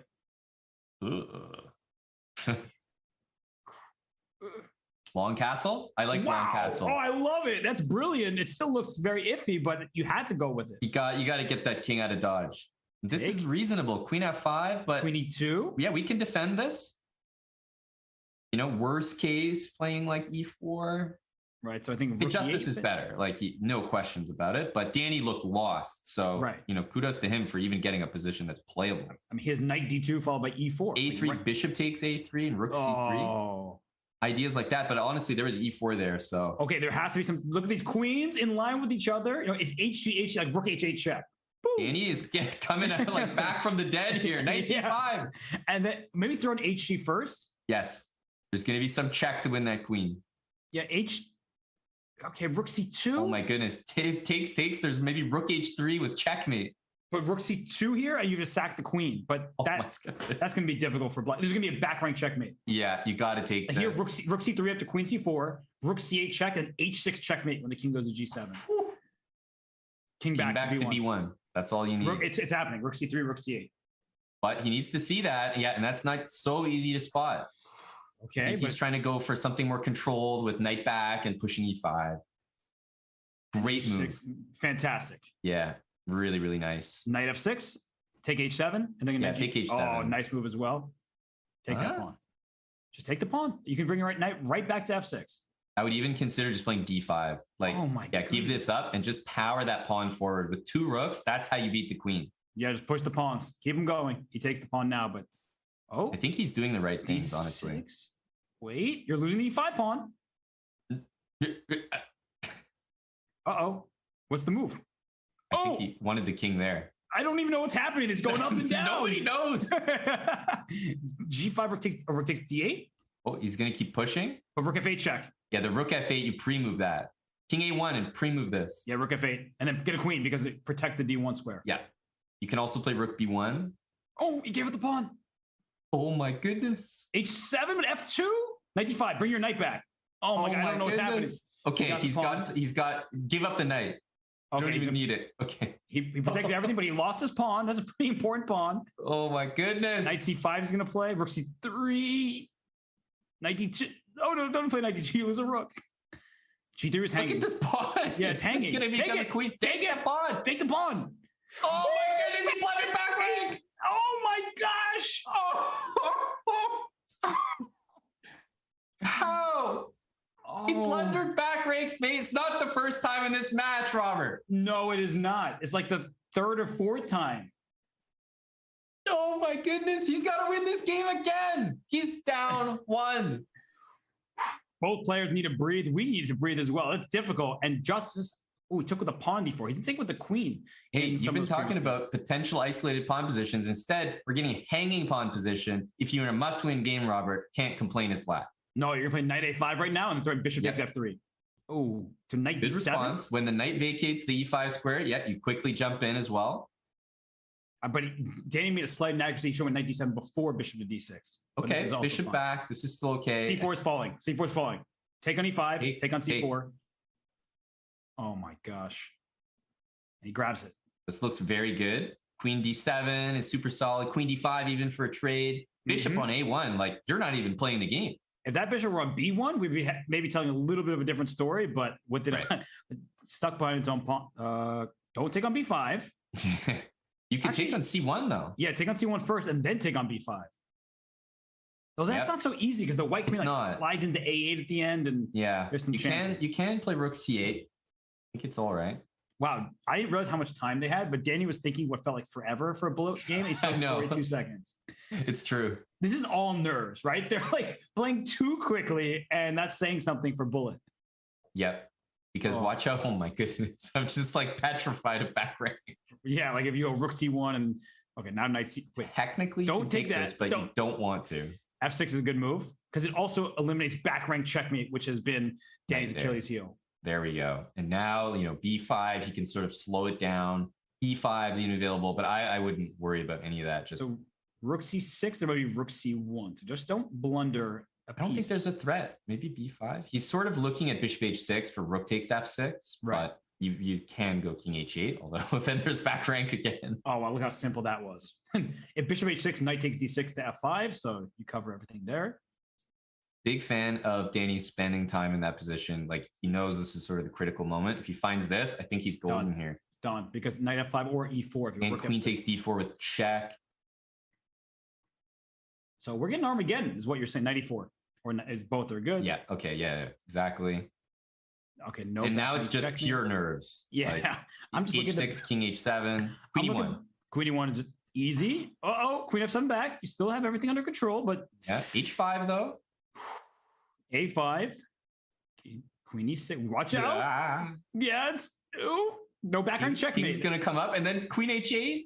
Okay. He knows he can't repeat. Okay, queen H8. Queen H6. Okay, yeah. G6. I like H6. A little tricky. Queen G5, and then you could take on E5, Queen E3 check. Danny doesn't look poised to find stuff like that. H6 is tricky. Oh my God. Rook takes E5, and then Queen D4 check and take on E5. Oh my goodness, he finds it. But is he going to find this? I think he's going to find that. He does. And Queen A1 check. If Queen A1, Queen A1 is huge. Oh, he could do this. He takes this pawn. That's really good as well. Yeah, he's up. How many pawns? 3? 6. Don't take that. Don't take. Give up your queen, and don't put your queen on that diagonal to allow E6 check. Oh, this is good. He needs to go here. Just forget everything. Yeah, he got it. And now he just takes an E5 with check. He's up 4 pawns, and that means we're getting Armageddon. Unless. Oh, don't jinx it. I know it's G. Look at this king. I'm looking for stalemate. There's not going to be a stalemate. He has a pawn. Queen E7 check. Queen E7. That'll do it. And don't take. Oh, I thought that was maybe stalemate. I'm scared. I know. Queen H3 is mate in 1. A Queen F5. Oh, don't stalemate. Oh my God. Don't stalemate. Yeah, this is going to Armageddon. I've never been more sure that an international master could stalemate. Danny, what are you doing? He's so nervous. He gets it. Danny is God. He's breaking. He's malfunctioning. Yeah. Yeah, This so doesn't want to It's end. Armageddon. that was tense. It's white will get 5 minutes. Yep. And then they're going to bid on time for black and draw it. So if you say, let's say we're the two bidders and I say 3 minutes and 30 seconds, and you say 3 minutes and 29 seconds, you get black with the 3:29. I like the system. If you guys in chat haven't seen this before, the players basically state what time they'd be willing to take and whoever's lower than. What would you take? So we're 5 minutes is the base time, right? So what would your bid be, do you think? Probably probably somewhere between 3 and 3.5. Because there's no increment, I don't believe. So I'd be really nervous to bid too low because then you're just gonna get flagged. Yeah, I think in a situation like this, my style is rather be on the black side, so I'd probably bid decently low. But these guys are gonna be doing that, Robert. They're gonna place their bids. And are we going to just catch our breath for, a minute? I'm going to bid that I need about 30 seconds to recover. You need 30 seconds. So then we'll take those 30 seconds, but nobody go anywhere because when we get back, there was just a single game that decides who moves on here at the I Am Not a GM Speeches Championship. Will it be Danny Rensch? Will it be Justus Williams? You'll find out in a few. Did you know you can watch top chess events right on your phone? You don't even need to download an app. Just open any mobile browser and head to chess.com/events. You can see what's happening right now, check out top games, see results, and so much more. Try it for yourself at chess.com/events.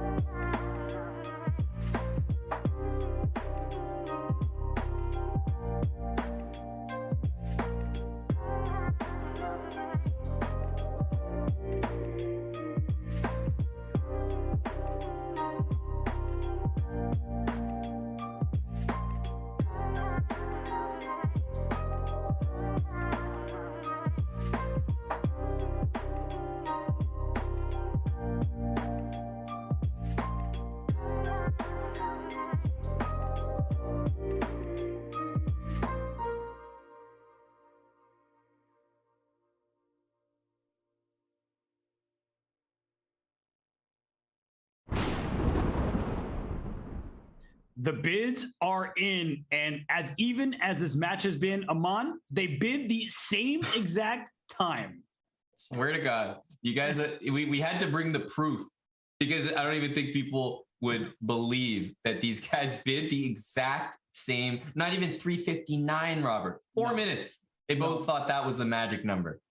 And that means that the side with white will have 5 minutes, the side with black will have 4, and there will be draw odds to the player with the black pieces. So Justus Williams, as the better seed in the event, the 7th seed, he gets to choose which one he wants. And I don't know, it'd be funny not to choose black with the 4 minutes when that was your exact bid. But at the same time, psychological warfare is a thing.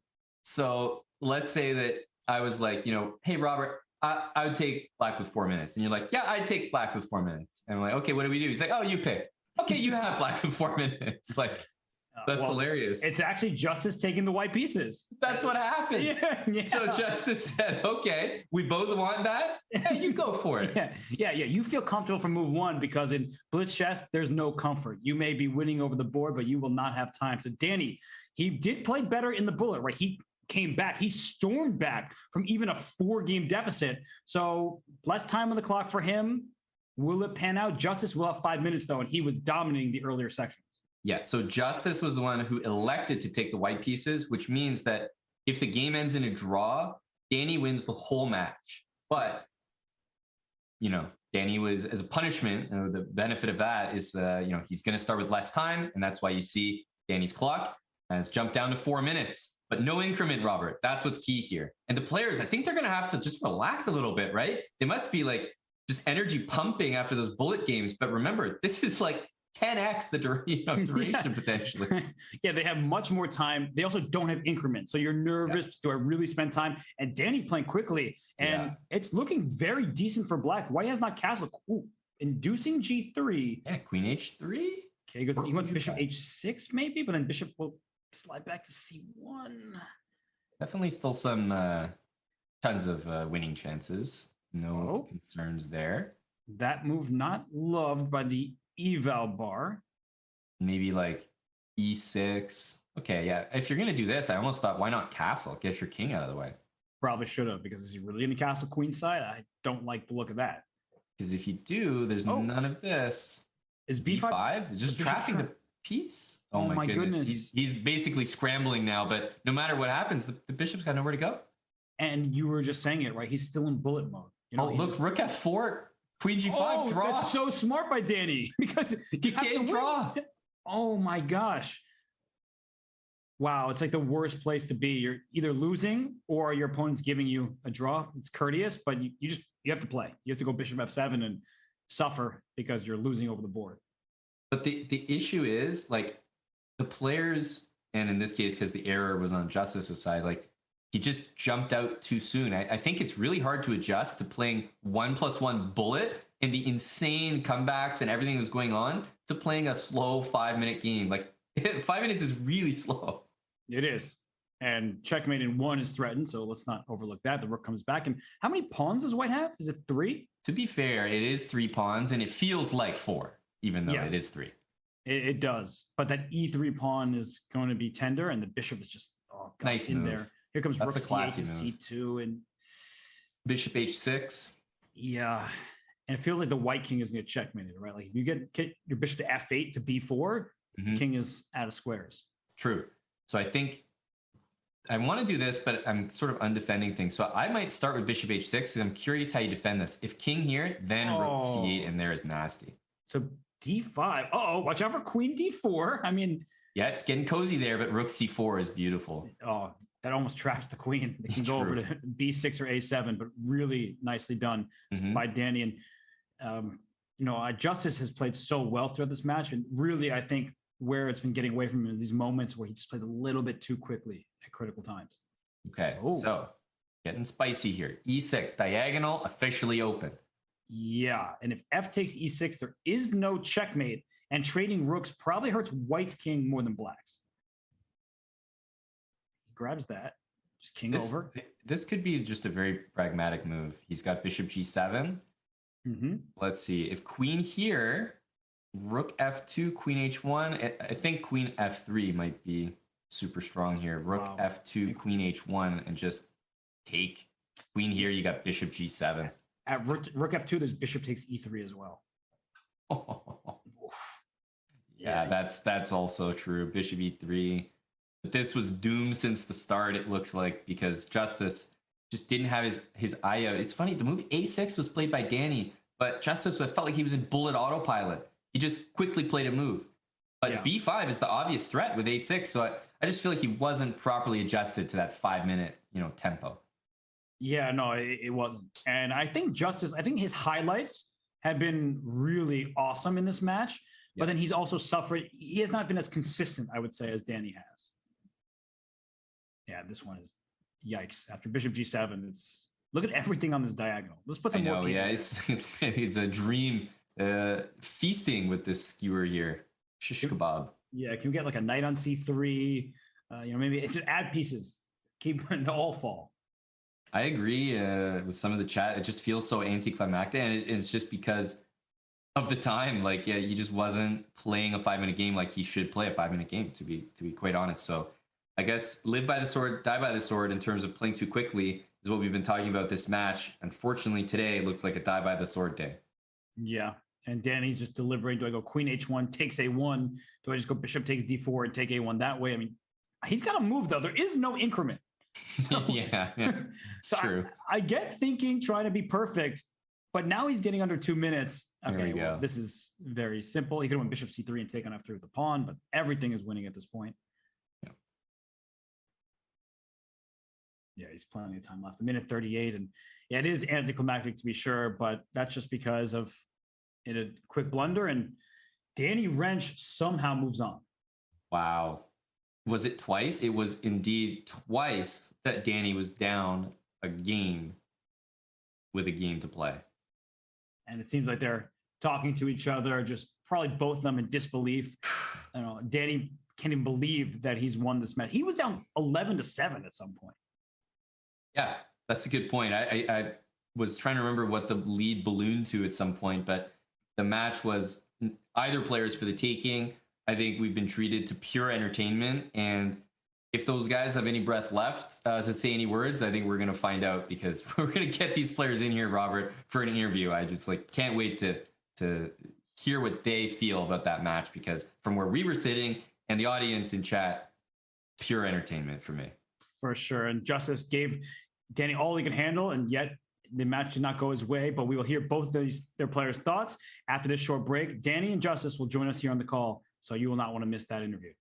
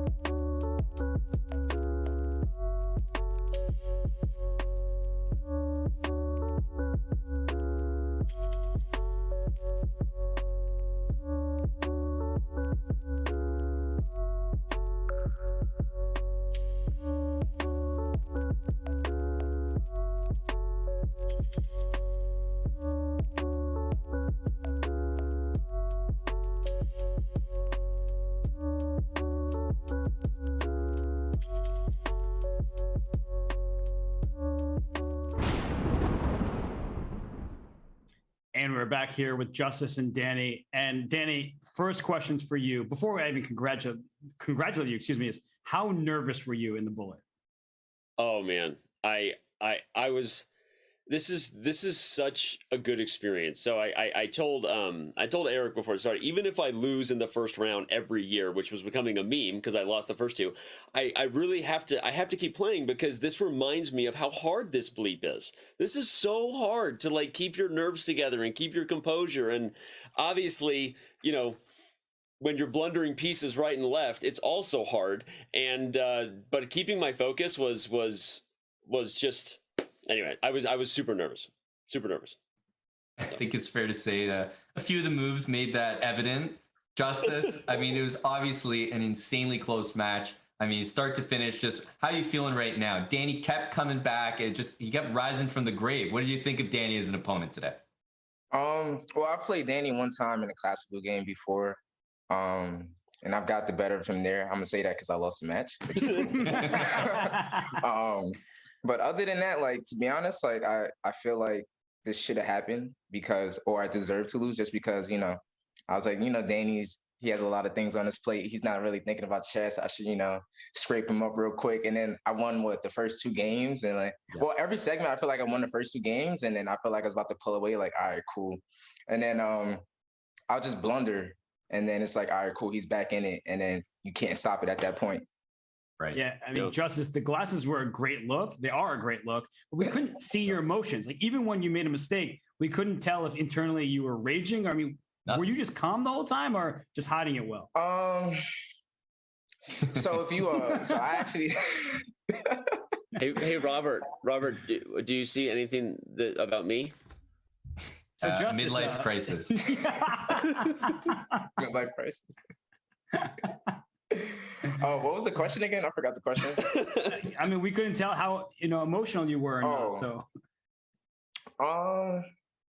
No, it's just at that point, it's just me versus me, and it's like, do I want to keep thinking that Danny's a bum, or do I want to like take what is giving to me? And I'm just like, you know what? Let's have fun. Danny's probably having fun. I'm gonna have fun too. And that's why he pulled out for sure, because I'm not used to having fun. Yeah, it's usually just business here in this tournament. I mean, Danny, did you honestly think that you had a chance when it was within? Like, that takes a lot of like mental fortitude to keep coming back. You didn't just do it once, you did it twice. I mean, what did that take from you? Maybe it'll sound a little cliche now because I somehow pulled off a miracle here, but I actually did. I don't know why, but when the bullet started, I was down 3 games and I got up and I walked outside and I was kind of like I'm still in this. Like I can get this. And I did. I kept myself calm and I felt that both of us had good moments and both of us had some bad moments. I was still kicking myself for the opportunity I felt earlier in the match where I was up a couple games and played this horrible knight takes e3 unnecessary piece sacrifice and it kind of put me on tilt. And I remembered Alex Onashuk when I was working with him and pretending to be a real chess player. I told him I had this psychological issue with like letting go of my previous mistakes. And he's like, well, that's because you're not a professional. Because only amateurs are allowed to throw tantrums. If you want to be a professional, then focus on the present and don't think about the past. And I kept telling myself, just be present. Just focus on the present. Like you can't beat yourself up for the past. So shout out to you, Alex Onashuk. Also, that really hurt my feelings when you said that. So I'm just going to say it now. So Ahmad, I actually did. I don't know why. I was able to keep my cool today. I don't know what got into me. So, Danny, you know how you've rolled out all the insights and things you need to work on? Back rank checkmates. I would recommend that one. Jesus Lord, how many times did he swindle the back rank? Like this Queen E4, and then I played Rook E2 and Queen H1. You guys, like, my hand was going like this off of camera. I about lost my stuff. It was Queen E4 was slick, Justus. That was slick. Queen E4, yeah, for sure. I just got to watch out for the knight forks. That's my thing. Right. Mm-hmm. You had the moment of the match with Queen E4, bro. Like when you played Queen E4 and then you threw up, you were like, "Yo, what's up?" I was like, "Oh, he's gonna fake me." I was like, "He's just crushing me now. Like now this is just a joke." Yeah. But yeah.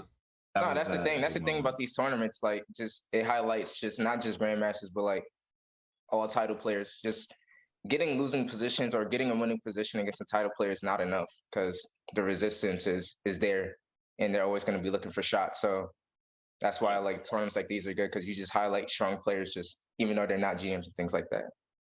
Yeah, For no, sure. I mean, 100%. Justice, you just got your IM title, but I was telling everybody, you know, I've known you since you were a kid and you've been so strong for a long time. So you want to let everybody know what you've been up to with Black Squares and, you know, in your chess career? Yeah, man. We just trying to bring some new faces into the chess scene. That's essentially what we're doing, just wherever we're at. So we're in St. Louis, but we're also in the Bronx. And I mean, just trying to create some more strong monsters, just like myself, like Tanny. And we got a couple, so you know, be on the lookout in a couple years. Awesome, man. Yeah, that's really cool. I have to ask Danny because we don't have this in many matches. What was going on with that Armageddon? And to Justus as well. Like, you guys both bid the exact same time, and then Justus, did you just say like, oh, you know what? Actually, you take Yeah, black. I mean, I can't draw. Like, even the last game of the Armageddon. The last game of the Armageddon, Right. what all I need is a draw, and it's like even, and then like I don't know. I had white, and then ended up choosing white again, even though I just lost with white. But then like we both chose four. I don't know. It was just a lot of the things, you know. I'm just a black version of Danny. I love that. It's funny.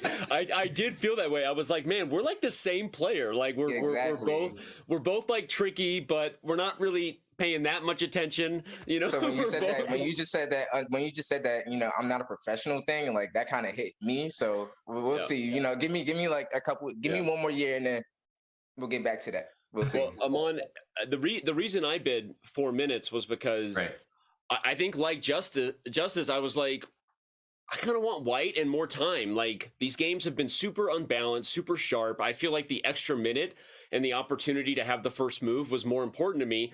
Unfortunately, he was thinking the same thing. Right. So he said the same thing, and then he ultimately took white. Although it's hilarious because it immediately became a factor with this like Queen F5, Queen G5 thing, right? Because of the way the opening went, that all of a sudden I was like, well, it's pretty good to be black here. I like it. Yeah. Take my chances with a draw if I need it. Yeah. Yeah, well, y'all were even the whole way through, and I mean, there were some funny moments. Some moments you probably want to take back, but you guys were awesome. I'm out of questions. Like, I don't even know what else to say. Yeah, I was telling Robert, and I'll just share with you guys. I think this is hands down one of the most entertaining matches that we've commentated, and I agree with you, Justice. Like, the I'm Not a GM tournament is so much fun because I think that IM is like perfect level where everyone is a real serious competitor and people know that, but there are just enough blunders to make it highly entertaining. Yeah. Like, I don't know if you guys remember that game between Levy versus Canty, where it's that Rick and Pawn endgame. Oh yeah. Like that one just like, all right, cool. It's a different level. I think that one's in all the like highlight reels for this tournament. It's in the hype video. Yeah. Well, appreciate you guys. Appreciate you, Justice. I feel like I got away with one, but anyway, this was a lot of fun, man. So good. I'll just go cry in the car. Not much. All right, cool. But thank you. I appreciate it. Yeah, Justice, we'll have to have you back on soon, man, because you were awesome. You gave us a great match, so we look forward to seeing you more. For sure. Absolutely. Appreciate it. Thank you. Thank you. Of course. Wow. All right. These guys. I mean, I feel like that match isn't allowed to end. I feel like we got to keep going. You know? Yeah, I can't believe it. Armageddon and over, and especially the way the Armageddon ended, it was like in some ways the most one-sided game, sadly, and it was right at the end. But full credit to Danny. I mean, he said it himself. He's making it out of round one. We'll see more of Danny in the tournament. That's exciting. And who's he going to face? So he's up in the top right of the bracket, so we can bring it up for everybody. So he's going to face the winner of Bibi, Sarah, and Irene. So, you know, this happens in these formats. The matches, they never get easier. They only get more challenging. Yeah, they really do, especially if, you know, an underdog wins a matchup, you know, underdog according to the seeding, they're likely going to play an even tougher matchup next. That's right. So it's whether it's Bibi, Sarah, or Irene, it'd be another great matchup. But Justus Williams, I mean, what a star. Like I said, I've known Justus for a really long time, ever since he was a little kid.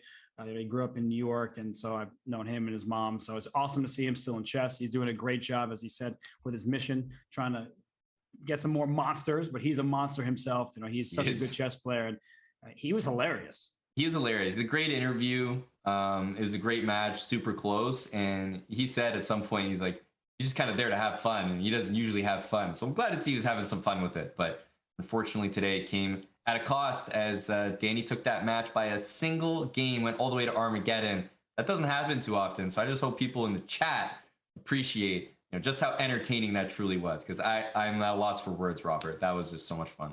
For sure. And you mentioned fun, and there's more fun to be had tomorrow. And not just because there's Title Tuesday. In fact, 2 of them every single Tuesday, which we love to play in. But there's another matchup. Eric Rosen, who popped in the chat just to say, oh no, my queen at the perfect moment. He gets to play one of the queens of Indian chess, Tanya Sachdev. So that's going to be a really tough matchup. It's going to be a lot of fun. And that is happening tomorrow, 9 a.m. Pacific time. That's right. That's going to be super exciting. Always great to see Tanya in this competition. And on top of that, if Eric Rosen wins, we might see that rematch between himself and Levy, is it, in the next round? So that'll certainly be exciting. We remember just how close that match was last time. We do indeed, but this is as close as they get, and we're going to have to close the show and thank both of our players, Danny Rensch, who everybody knows very well here, and Justus Williams. You may not be as familiar with him, but get used to him. Hopefully we see much more as he's still an active player and doing great things in this world. So Aman, I had the time of my life as always with you, partner. It was, couldn't ask for more. Yep. No, this was everything. And I feel like I don't say it enough. So we got to say again, congrats to Danny on the win. That was sweet. he edged it out there. We're talking about how close the match was, but seriously, go Danny. That was really, really awesome. Close match. Hope you guys enjoyed as much as I did. Robert, I'm sure we'll see each other again for some more commentary. We certainly will. And thanks to everybody who tuned in. But for now, we are going to send you on over to Eric Rosen, who plays in the IMNGM Speeches Championship tomorrow. And keep enjoying the rest of your days. Happy chessing. And thanks to our producer, Matt. See you soon, everybody. See you guys.